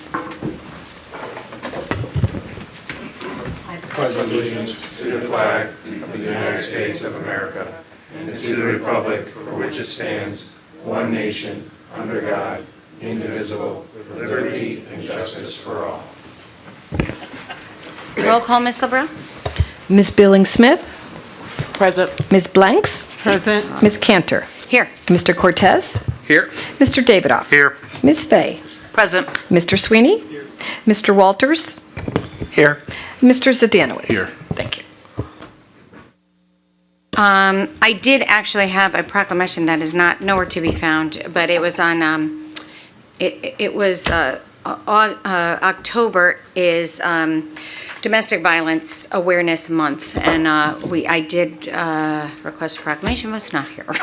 So I'm sorry about that, but this is a very, very important reminder to people that are either in danger or recognizing someone that might be in danger, getting them the help and support that is needed, and to get out of a situation. So we will, we'll try to elaborate on that a little bit more, but our West Hartford PD is working intensely with a social worker and the Interval House to assist people that they call on. So, and I'm very proud of that.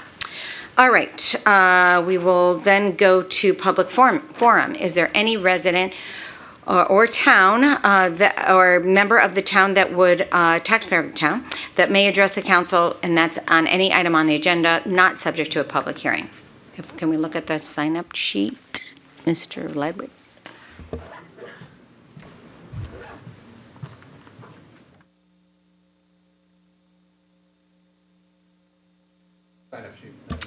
Okay.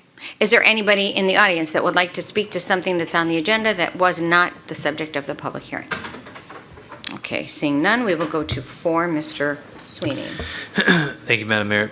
Madam Mayor, without objection, I move that we place items 5A, 5B, 7A, 10A, 10B, 10C, and 10D on the consent calendar. Okay. Is there any objection? Hearing and seeing no objection, the items are placed on the consent calendar. Mr. Sweeney. Madam Mayor, I move adoption of the consent calendar. Second. Motion's been made and seconded. All those in favor, say aye. Aye. Any opposed? Motion carries. We go to 6, Mr. Sweeney. Thank you, Madam Mayor. Madam Mayor, I move approval of the application of the West Hartford Partners LLC Development Entity of Continental Properties as contract purchaser for change of zone from RM2 to RM3 to RM3 with Special Development District Designation overlay for redevelopment as a multi-family residential use of 3.9 acres at 950 Trout Brook Drive and a portion of 125 Kingswood Road, such portion being at the north end of Kingswood Oxford School, athletics field, and adjacent to the south side of the 950 Trout Brook. With conditions, Mr.? Yes, I apologize, Madam Mayor, with conditions. Second. Thank you. Motion's been made and seconded. Is there any comment? So this is regarding the public hearing that I think we're just at for the past few hours. Is there anybody want to start commenting? Mr. Cortez. Thank you, Madam Mayor, through you. So this is what my West Hartford looks like. You know, I love the thought, you know, when I see this rendition, this is exactly what I like to see more of in that area. I feel that, you know, it's appropriate for that area. But it's kind of more of the same, right? Luxury apartments, you know, it doesn't diversify our housing stock. But then we look at, you know, how do we grow our grand list, right? We don't have places to build, so we do have to build up and build out a little bit. So we have to keep those things in our thoughts. That is the future of West Hartford. You know, it is changing. And in order to do it, you need thoughtful development. And I thought this was very thoughtful, you know, how this was put together. But my concern, that is the vision of my West Hartford, right? And when I got elected, it wasn't to represent my West Hartford. It was to represent our West Hartford. You know, and there's a lot of concerns here. You know, when you look at who's supporting this development, you know, or the people talking, I should say supporting, people that have spoken today, they're not the neighbors that live there. There's quite a few neighbors. The neighbors outweigh them. The emails that I've been getting were in opposition, most of them. You know, so I got to, even though this is something I like to see, I have to listen to the people. And this makes it hard for me to support this moving forward, even though this is what I would love to see more of. I got elected to represent the people, so it's going to make this hard for me to support this. And I think that as counselors, we need to think about that. Yes, we got to grow a grand list, but yes, we have an obligation to the people in town. And that might be my, you know, me being green, you know, but that is the platform I ran on. Thank you. Thank you, Mr. Cortez. Mr. Sweeney. Thank you, Madam Mayor. First, I would like to thank all the residents that came out tonight. We really appreciate the input. And as a neighbor of yours, I grew up in this area. I grew up on Foxcroft, now moved really far away to Penn Drive. Know the area really well. And when I heard about this development, to be honest, I was very excited. And after seeing all of the amenities and all of the things that this development is doing for this area, I think it is in harmony with the rest of the neighborhood. This is being built on the very edge of Blueback. It is right next to Hampshire House, which I would also like to point out was one of the first SEDs given in the town of West Hartford. So the idea that there are folks questioning how this is getting it is kind of interesting to me. But I think it is in harmony. You have development going on all around it, and I think there were some folks that were pointing to about the housing stock that is going on. And I think one of the things that I think our professional staff has done a really good job of is dealing with the amount of development that wants to come into this community right now. And almost every piece of development that is coming in, while it may not have all of the affordable housing that we may wish, for the first time that I've been on this council, it is basically a requirement you get into the door. And I appreciate the applicant for putting that in this. That is a big change from when I first got on this council, and that was, you know, almost 6 years ago. So that's a big change, and I commend the mayor and the town manager for that work. But I did hear a lot of, in this neighborhood, in this community. I grew up in this place. This is 100% with what is going on in this area. We are developing, and we are so lucky in this town that we have people that want to develop here, that people want to be here, that we want to attract the people that can live in this area. And yes, there needs to be more affordable housing, and that is something that we are definitely going to be working on. But this is a piece of that puzzle. And I also would like to just point out another fact that was kind of miscued. The Science Museum, and I've heard this in the testimony, the Science Museum sold this property to Kingswood years ago. No one pushed them out. They sold this property years ago. And as someone, again, growing up here in town, went to that Science Museum, it was struggling. That property struggled. And the entire area struggled because the Science Museum struggled. And so this is a great replacement for that. I'm really excited to see what this will bring to the town. And again, I totally understand where residents are coming from. I mean, just under 10 years ago, we had the development on Steel. And I live, like I said, right in between that neighborhood too. And a lot of the verbiage that was used here tonight was the same verbiage that was used there. The sky was falling on the traffic there. I drive up and down Fern, down Steel Road every day. There hasn't been much change there. But I think as we talked about today, there is definitely concern about the traffic on Trout Brook and the entry and exit. And I think that's why what you saw today, with the conditions that we applied to this, I think that is something that we are definitely hearing from folks.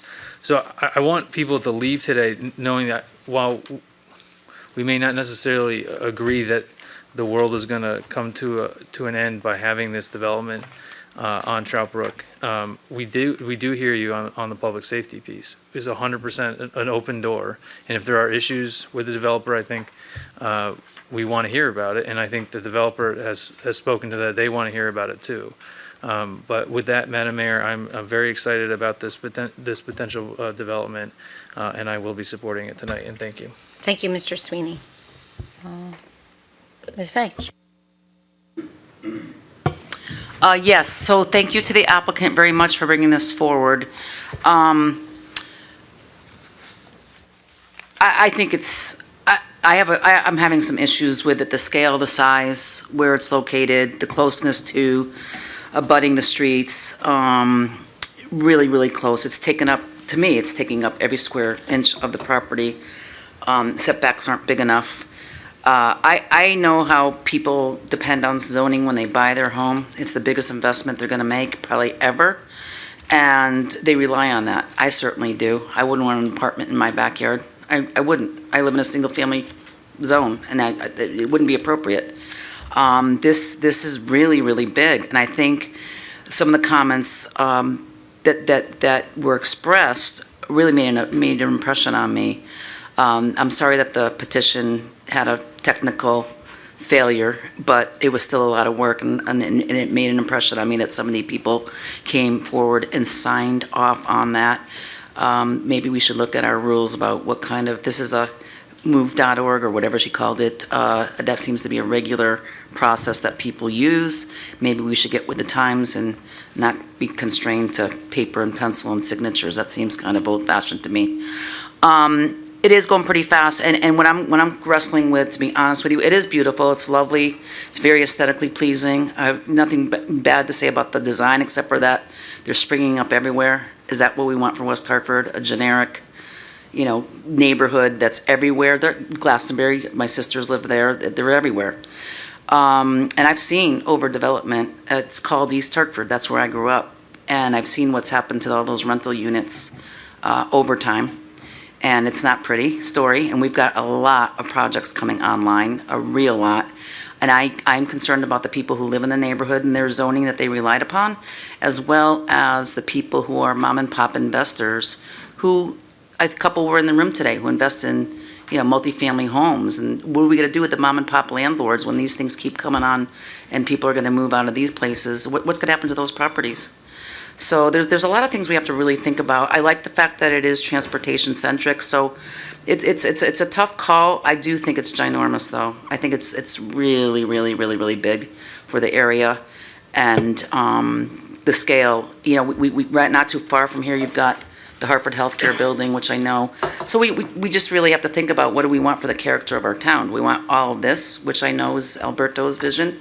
I like the old colonial, close neighborhoods that we're used to. That's why I came here.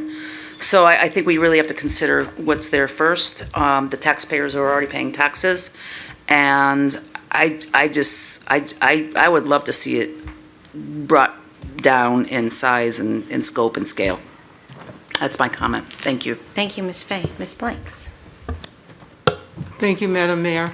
I too want to thank the applicants for bringing this application forward. Also to town staff, as well as the neighbors and community who have come out. those who are in support and those who are also in opposition. Your input is very important to this council, and we continue to thank you for coming out and expressing how you feel.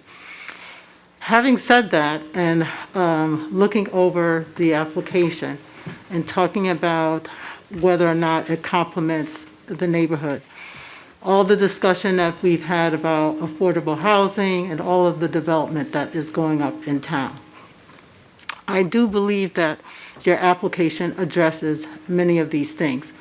Is it perfect? No. However, we do have other developments that are going up and around town that does address a lot of the questions around affordable housing. I do think that this complements the particular neighborhood and community in the center in terms of what you are proposing. I remember years ago when Blueback was coming up and the opposition that the council felt at that time or received at that time. I remember a number of other projects that were going up around town and that there was a number of opposition, and I get it. That change, when you're accustomed to certain things as a child and you're advancing into adulthood and there's changes that are going up and around you, it's difficult to accept change. But we've often said at this table, the decisions that we're making now is going to be felt far into the future. My children, my children's children, and so forth and so on. So we do have to adhere to some of those changes, what their wishes are. I heard a number of you who talked about your children and as they advance into adulthood who may want to come back to Connecticut, but they can't because the housing stock doesn't serve their needs, whereas they do in other parts of the country. Again, this application, the plan that you've put forward, it's very evident that you've worked with the town, you've made some modifications, and that you've studied the area and you are looking to put forward the best proposal that is complementing what exists right now and what is right here. And I believe you've done that. And I believe you are also, maybe not to everybody's liking, but you have worked with the community to address a number of their needs. And as my colleague, Councilor Cortez says, it's not our West Hartford. It's all of our West Hartford. Mine, your children to be, your grandchildren, our elder residents. And I remember an elder person said to me when we were approving another development, and she said, you know what? I dislike it now, but you know what? I may be that person who ends up in one of those apartments later on. So oftentimes we may change what we feel now in the future. And so I will be supporting the application. Thank you, Ms. Billings. Ms. Billings-Smith. Thank you, Madam Mayor, and thank you, yes, I agree. Thank you to our neighbors for coming out. Like Councilman Cortez said, we're changing, and as Ms. Blink said, we're developing, and we need this housing stock. I think people mistake affordable housing, which I ran on the same thing as Mr. Cortez, as someone comes in, a developer comes in and goes, I'm giving you 50% affordable housing. All of us are educated in this room and know that's not how that works. We have a housing issue within West Hartford. We don't have enough stock. When you bring in more housing that's near walking distance to our center, to transportation, you create an environment that creates competition, that forces them to create more affordable housing. It's not that they just come in and say it. As many of you said, they're here to make money. We all understand that. We all know business. They have to make money. We understand that. No one is going, great that you're charging $2,500 for housing, but they must have the competition. We have to have this housing in order for there to be affordable housing in this vicinity, in this neighborhood. We keep saying As a town, we are committed to diversity and inclusion and all of these things, but we keep telling people they can't come here. We have to figure out how we can do that. These developers are coming in. As Mr. Sweeney said, these developers are coming in to West Hartford.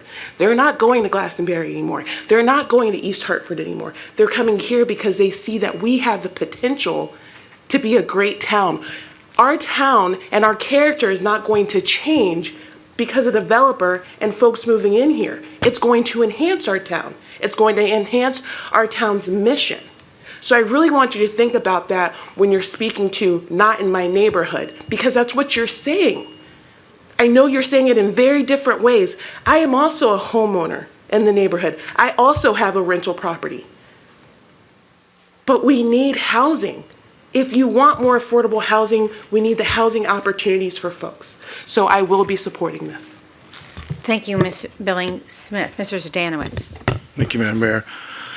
I too want to echo the thanks for the residents that came out. It's critical for this process, and we received a lot of emails too, and rest assured we do read them all, and I think I could speak for everyone on that. We do read them and take it very serious.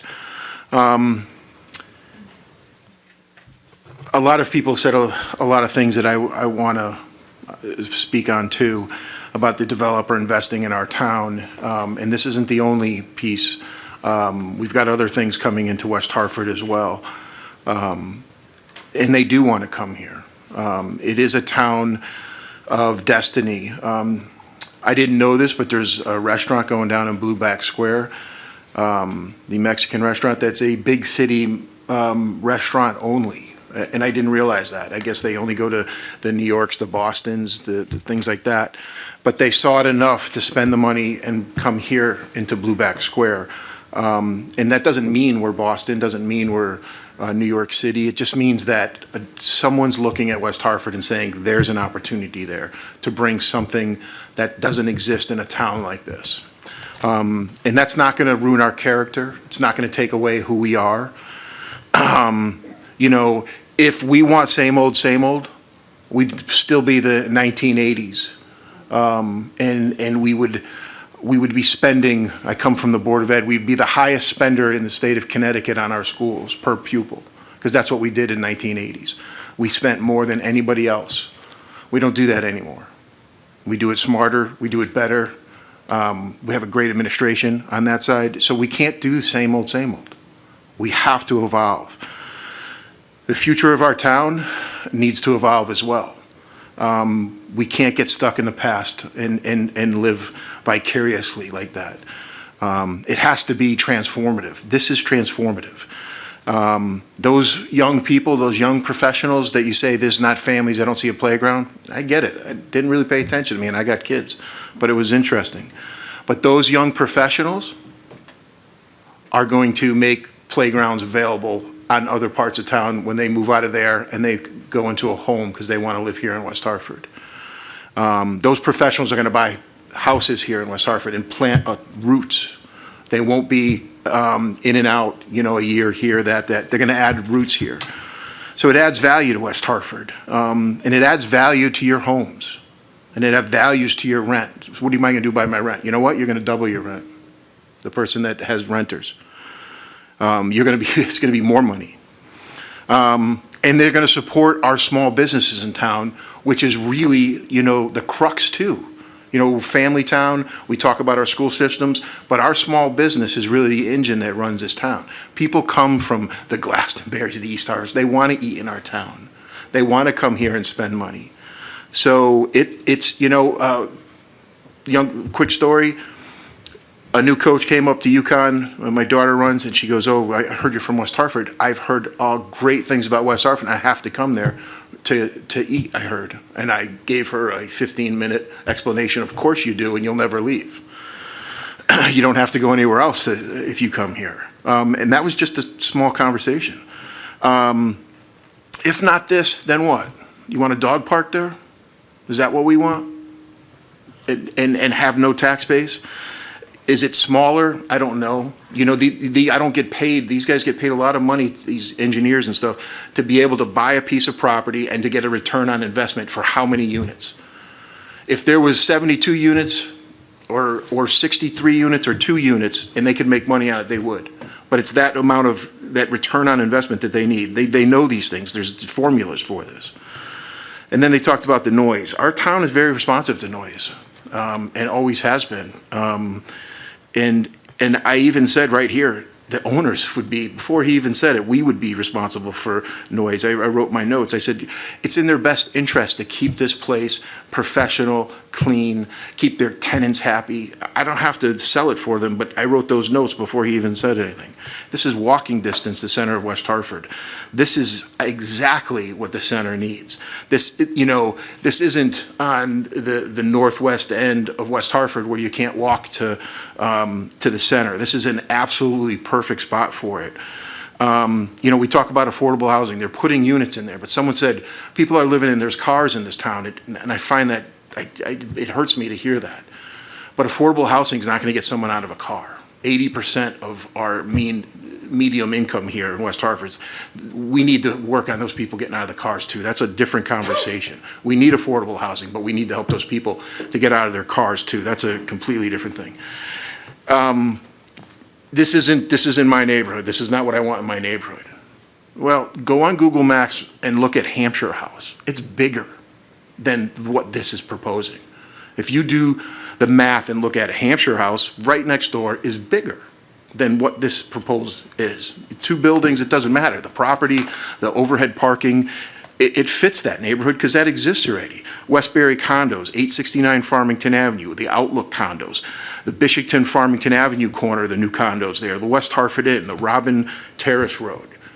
There's an area that has a lot of rental units and a lot of large buildings.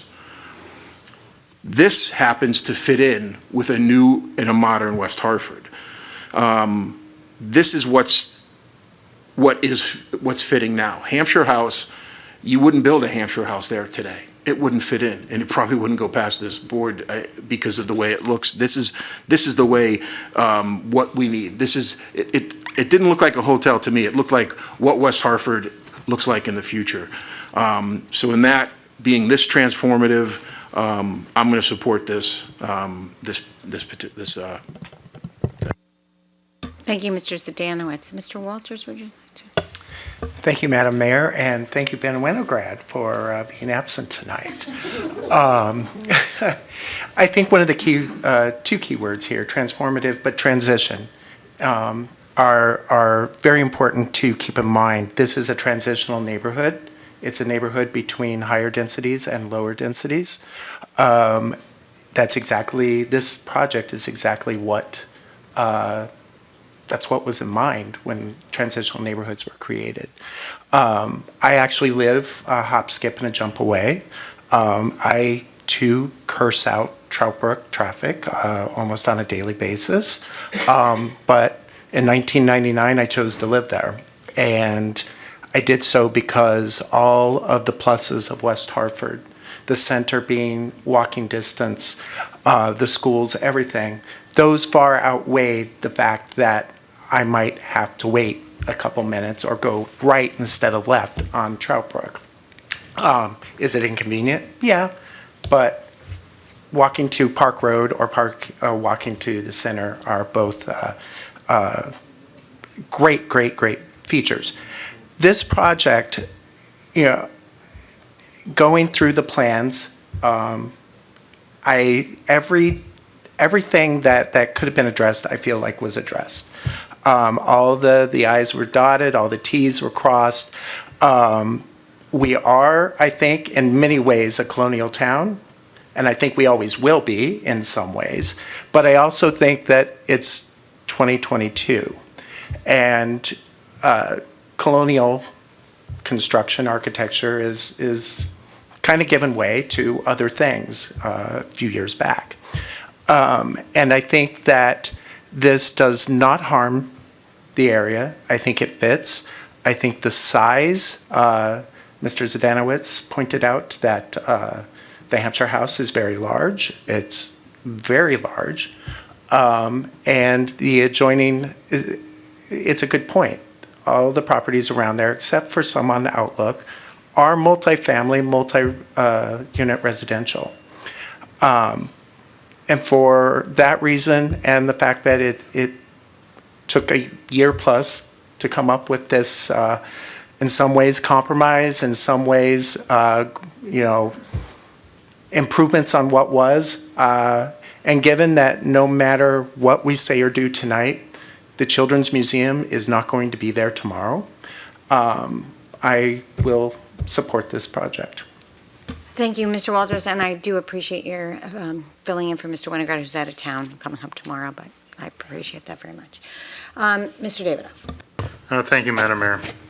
I think most people know that I've made decisions probably for the last 22 years with respect to land use in the town of West Hartford, 7 as a member of the Town Planning and Zoning, and right now 15 as a member of this body.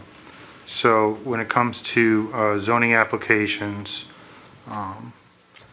there always seems to be, quote, a winner and a loser, but I really don't look at it that way. I look at it as West Hartford is very fortunate to have a very engaged and educated constituency. Our residents really care about where they live and the neighborhoods that they have and how to build better neighborhoods. And people adapt to change in a lot of different ways. I found this application to be quite similar to the application at 243 Steel Road, where the developer was replacing an old nunnery that had broken windows and looked very distressed in what most people would say would look like a pretty affluent neighborhood along Steel Road. And the concerns that were mentioned that evening, and we were here to, I think, 2:30 in the morning. I recall my wife asking, where did I go after the meeting? And I said, this is after the meeting. Traffic, noise. You're going to have all these college kids, professionals. But if you go over to that project and you see what they have a pool, they have a clubhouse.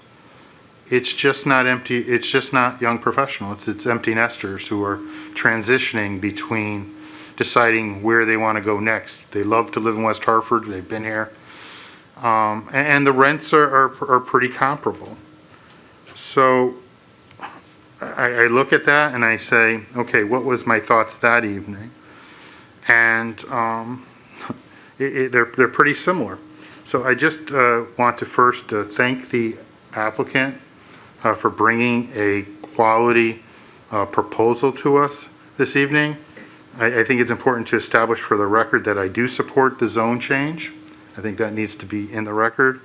I do believe that the council will find factual and legal basis under section 177-44B with respect to SDD findings that the applicant has made the necessary factual and legal necessities. With respect to the waivers, I have no objection. The applicant quite aptly stated why they needed the particular waivers for this project to be successful. Now, in any of these proposals, you have to look at alternatives. And I will tell you that in the many years I've been sitting here, this applicant produced more alternatives than I've heard any applicant provide in any development proposal in the time I've sat on this body. And that's quite remarkable to come up with, do you like plan C, O, E, L, or S? And it's not easy to do because you got your development team and you're trying to do, X, Y, and Z, and you're saying, well, why this one is better than this one, and to come to a consensus with your own team and then come to that same consensus with the town professionals as to how do we make this building, while it may have 172 units, not look in terms of scale like it's 172 units. And I think that the S design accomplishes that by scaling it with the grade of the property. I would say that the thing that I'm very, very pleased with this evening is the discussion that we had during the public hearing with respect to entrance in and entrance out. Because that happens almost every day in West Hartford where for some reason or another there's one lane and all of a sudden it's two lanes and it's dangerous, okay, to make a left turn or a right turn because your sight is obstructed. And for me, had that change not been made this evening or a willingness to do that, I probably would have come to a different conclusion. It's so important that the safety of our community is paramount to do that. Also, I would encourage residents, I think a lot of us refer to Trout Brook Drive as the mighty Trout Brook, the raceway through town. People drive 60, 70 miles an hour on Trout Brook, and you can just see that with the car crashes that have been happening lately. People really need to slow down. This is a suburban town, and it's the neighborly thing to do.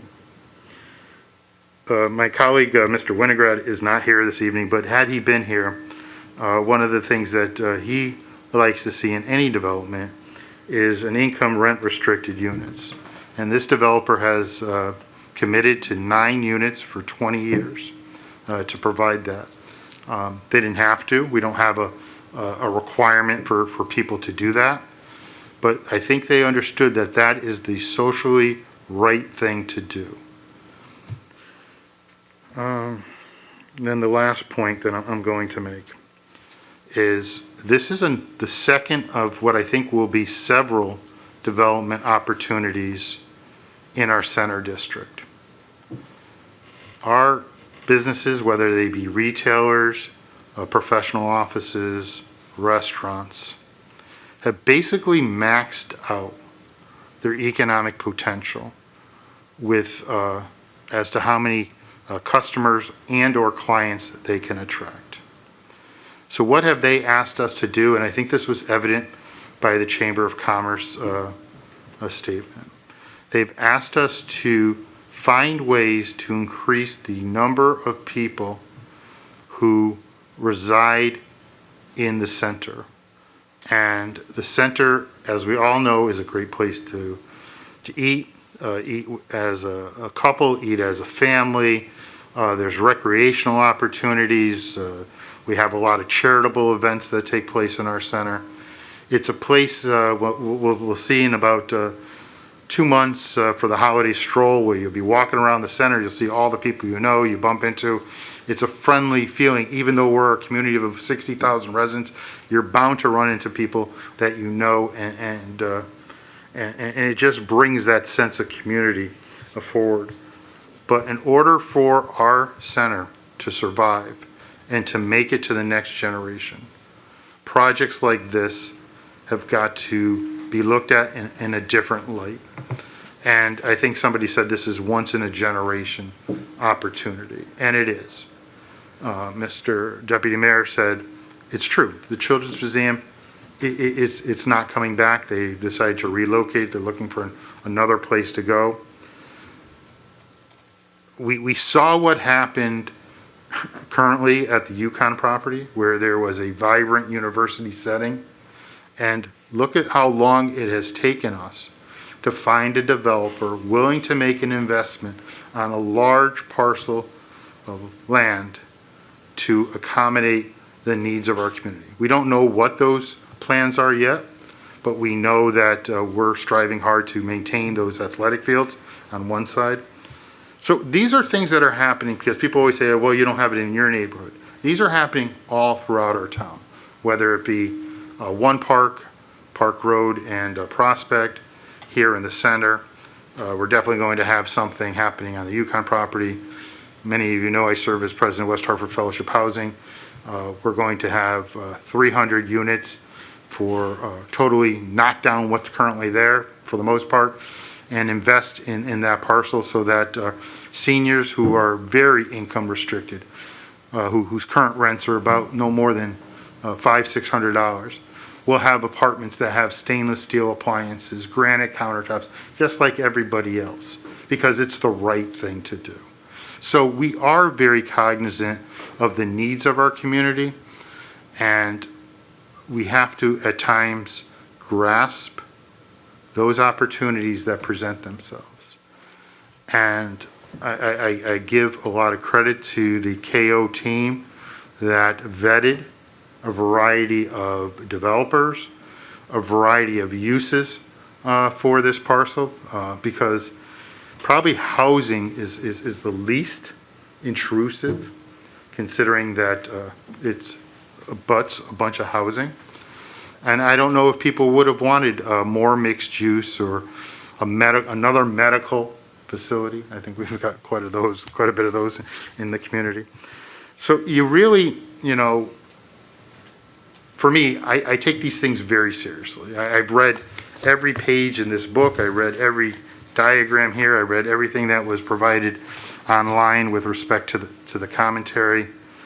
And I come here with an open mind to listen to the people who spoke this evening, and I really do appreciate all the comments. And what I try to do is take in the criticisms and see if we have the opportunity to make those changes.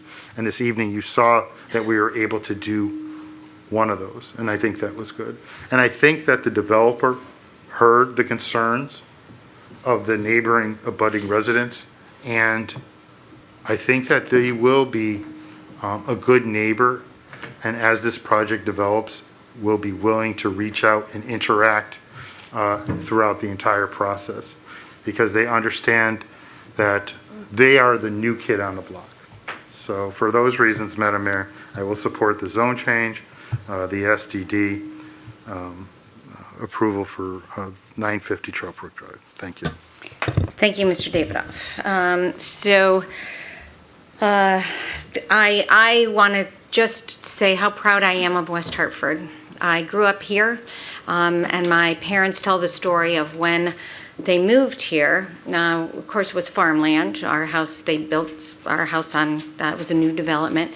And I think there were 6 or 7 elementary schools built within a very short period of time. It was the baby boom, and the town was changing. It was things were happening, and soon after that we were the highest spender on per pupil costs for our school system. And my parents thought it was really important to do that and to invest in those children, and so that was a West Hartford, and that is part of our history. But what other leaders actually that have sat in this seat called me and said, what is so great about West Hartford is we never said, okay, we're good where we are. We always reinvented ourselves. Yes, we all have a great school system. Yes, we support families, and we and all kinds of families, but we also are vibrant and support our businesses, and we support vibrant,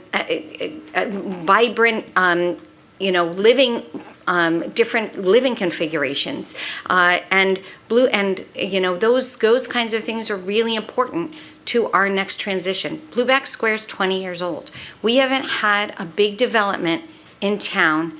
We had one park, and this is the second, but we really haven't had a big development, which is true grand list growth, as we talk about that, and that is not the only thing that drives us, but it's something we have to think about if we're going to meet the needs and we keep West Hartford, I think, successful in the things it's been successful at, teaching children of all, any child that comes into the town of West Hartford, a millionaire and a homeless child, has the same expectation to leave that school and to be a successful, contributing, happy, well-adjusted person.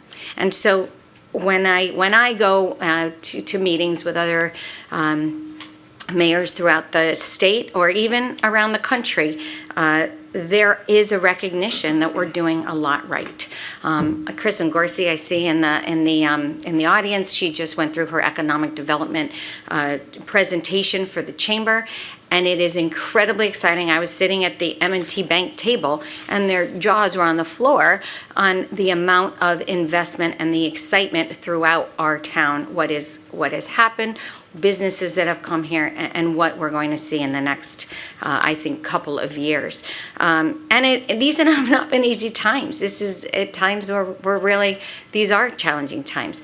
I really want to thank our town staff. This has been a very long project. There's been a lot of effort and dedication to bring the best project that could be built on that particular, and it is a challenging parcel. And I really want to thank them. Of course, I want to thank the developer, and making the investment and choice in West Hartford, because you could have chosen other communities. We know you picked the right community to invest in. But this project is also, it's 10% handicap accessible, 9 units of workforce housing. This is a transitional neighborhood. It is a commercial and residential neighborhood, and that's all kinds of residents. Megan Willett's comments about her Firefly Studio that was in Canton that ended up moving to West Hartford is it's a very telling story. It is a story that if Connecticut has been, we all know that we have not grown the way some of our other Northeast partners and surely other states have grown. And part of that is because we were resistant to choices in housing, and we didn't have the ability to have people housed at all different kinds of configurations. And we're set back because of that. And there is some catch up, and not all communities are going to be embracing a variety of housing. And by the time it gets to us, this is not anything, and we're approving everything. These are projects that have been worked on for a year, gone back. There's been significant investment to make it a better project. But the comments of every single individual, everybody that came out, I am thinking about that Hampshire apartment that is now blocked in a way and feels different. I'm thinking about that house that saw the sunset and might not see the sunset now. And those weigh on all of us. But if we don't do some of these big things, and sometimes it is for the greater good, we will stay still. I have never sat at a multifamily residential or big development, Blueback Square, that has not been extremely controversial. So, and that's what we have to do. We have to keep moving our town forward, and to be the best that we can be. And the only way we can do that is to keep reinventing ourselves. Mark's comment about the Connecticut Competitive Council, about his own children wanting to live in a place that has them. Some people are going to want to live there and some people aren't. But there will be some houses that might empty because somebody choosing that apartment, and then some other family is going to come in and live in that house. Or there's empty nesters. I remember meeting a woman that I worked with who lived in Canton, and she moved into 243 Steele. She said she was in Granby. She says, I was so excited to be in West Hartford, and I could walk places, and it was just this great feel, and she was thrilled to be here. So I also, I do think that things are going to look, one thing about traffic, and somebody said this to me today, said, can you imagine a town without traffic? That's not a town that you want to be in, because there aren't the businesses, there aren't the people wanting to be there potentially. But we take it seriously, and we will continue to work on, and we're doing our center study. We've made adjustments at the Farmington and Trout Brook intersection. We have not seen the benefits of those changes yet, but we will, and we'll continue to make the changes necessary. And if we need to continue to work with Trout Brook after the impact of what happened on North Main Street, because we are making that road safer, and maybe there is some impact, we're going to be addressing that, and we're going to be looking at that, and that will cause change, and there will be people that will not like that too. But we're going to keep working at trying to be, again, the best that we can be. So with that, I will be supporting this investment, and I want to thank my colleagues for their thoughtful their deliberations, and and for all town staff, and obviously the presentation, Mr. Hollister, really good presentation. Thank you to the group. All right, we will go to roll call, Ms. LeBreau. Oh, sorry, yes, we have to do conditions of approval. I'm sorry. Thank you, Madam Mayor, and I will try and be brief. I've distributed to the council the conditions of approval. You will recall that Mr. Sweeney, the Deputy Mayor's motion, was to approve the application subject to conditions of approval. And I'll just briefly walk through a few items of interest to the council. These are our standard conditions of approval, Madam Mayor. There are a few additions that we have placed in here that I will describe briefly. So in item D3, Madam Mayor, this is our typical requirement for a maintenance plan for property.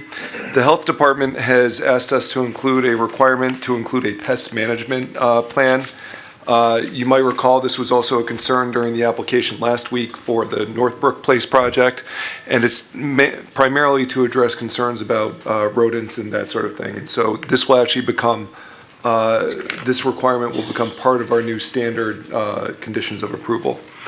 Madam Mayor, we also have an additional condition which was discussed during the public hearing concerning the driveway modification, and that will require the driveway to be modified to one ingress and one full egress lane. I know there are some concerns about the effect that might have on that the new configuration might have on public safety, and so we will require that the new configuration be approved by the town engineer as well as the fire chief, Madam Mayor. Additionally, there is a requirement that I believe was also discussed during the public hearing for off-site improvements, which will involve installing pavement markings and textured pavement medium, which is shown in the application on the lane arrangement concept plan, and also installing crosswalk enhancements to the crossing between Trout Brook Drive and Memorial Road. And finally, Madam Mayor, as several of you discussed during your comments, there is a require to have an affordability plan that will require the applicant to include affordable housing units. This is deed restricted affordable housing. And so this will be under a plan that will be approved by my office, and we will also record the requirement, or the applicant will record the requirement as part of its deed for the property. Madam Mayor, with that, I'm happy to answer any questions anybody may have about the conditions of approval. And as I stated earlier, this was already moved by the Deputy Mayor and will become part of the approval for the application. Thank you, Mr. Dodge. Are there any questions for Mr. Dodge? Yeah, Mr. Cortez. I just have one question in regards to the affordable housing in the deed piece. My understanding that this is not quite affordable housing, but maybe I misunderstood it wrong, but it was more like a workforce housing. I just want to be clear on that. Yes, thank you, Madam Mayor, and I should have probably been more precise with the words that I was using. It really was what I think people would consider workforce housing, but as an affordability plan for the property. Thank you. All right. Thank you, Mr. Dodge. Thank you, Mr. Cortez. All right, with that, I think we can go to roll call. Ms. LeBreau. Ms. Billings-Smith? Yes. Ms. Blanks? Yes. Ms. Cantor? Yes. Mr. Cortez? No. Mr. Davidoff? Yes. Ms. Fay? No. Mr. Sweeney? Mr. Walters? Yes. And Mr. Zdanowitz? Yes. It is approved, 7-2. Thank you very much and congratulations. Have a good rest of your day. 1 hour left. All right. Yeah. Okay. We're going to fly through the rest of this meeting. Okay. New business reports from the town manager, Mr. Ledwith. Thank you, Madam Mayor. I'll post this month's town manager's report on our site so people can view that at their leisure due to the late hour. And I do also want to just quickly echo your comments, thanking our professional staff for their hard work with this developer over the course of literally the last year. They've been working closely with the developer, and Sorry, we still have to finish our meeting, so if you can leave quietly, that would be really helpful. Thank you. Mr. Ledwith was just thanking our professional staff very much. Go ahead, Mr. Ledwith. always keeping the POCD and the vision of the POCD in their decision-making process along with the council's vision as well. So thank you. Thank you. Thank them. Thank you. Okay, reports from Corporation Council. Mr. Dodge, anything? Thank you, Madam Mayor. As the council, I believe, is aware, I actually have some good news to report this week. The town council had some success, or sorry, my office had some success in court earlier this week. As you are all aware, there was a lawsuit filed against the Board of Education challenging the decision of the Board of Education to discontinue the chieftain and warrior mascots at the school. That lawsuit was dismissed last week in Superior Court, and I did just want to thank our outside counsel, James Healy, who we had engaged as special litigation counsel and did an excellent job briefing and also arguing the matter. So thank you to him and to the rest of my staff for their support with that matter. Thank you, Mr. Dodge. And I know this is out of order, and I don't know, but I forgot to ask if there were any questions for Mr. Ledwood. Is there any questions? Okay. All right, announcements, but I don't think anyone's listening right now. But I do want to make sure that you all know the child tax credit deadline is November 15th. So if make sure that you remind people that. And there really are some good. Elder Justice Hotline is on here. There's a Connecticut Mission of Mercy Free Dental Clinic November 12th and 13th, which is amazing. SNAP expanded its eligibility. Public Kids Market October 15th. There's a Heat Smart Energy presentation. And I think the hauntings you know about. And then I'll just get in trouble if I don't say this. Rocket and Rotary Beatlemania is on November 5th at the at Infinity Hall in Hartford. So it's a fundraiser. Halloween Stroll, October 29th. Done. Okay. Let's see. Anybody else have any announcements? Yes, Mr. Cortez. How'd your pumpkin sale go? The pumpkins, we're still doing great. We're going to have another 1,700 pumpkins, 2,500 last week, 1,700 coming tomorrow. And then we have our Pumpkin Festival, October 22nd, which is a community-wide event. So it's an opportunity for you to interact with other vendors within our community in West Hartford. And I will have a Stuff a Truck event on that day where I'll have a pickup truck out there. We're going to stuff it with non-perishable food items for the West Hartford Food Pantry. That we did, yeah. The Hartford Half Marathon was a wonderful success through West Hartford. I heard such wonderful feedback. I didn't do it myself this year, but no. And the reason you're saying the winner was West Hartford resident. Let's not call him a Hartford resident. West Hartford resident. West Hartford resident. He was my neighbor for the longest. He's a coach at Hall. Boys coach at Hall, ever won the Hartford Marathon. He lives in Hartford now, but he was born and raised. But he works at Hall. He works at Hall. So yes, that's our own. And I know Ronnie Newton. Part of what he did after. He went directly to Rhode Island to see his boys and coach his boys run after the marathon. Right. Ouch. That was, yes. That must have hurt to get out of the car. Right? And I know our own Ronnie Newton also ran the half marathon. Great. But this was, she's right there. But this was the full marathon that our West Hartford grew up in West Hartford, hometown hero. So, and Rick, did you run too? I was well behind Ron. Oh my gosh. Oh shoot, I would have chugged along if I had known. All right, whatever. I was up all night. Anyway, okay. Any other comments? All right, with that, I make a motion to adjourn. Is there any objection? Saying no objection, we are adjourned. Good night.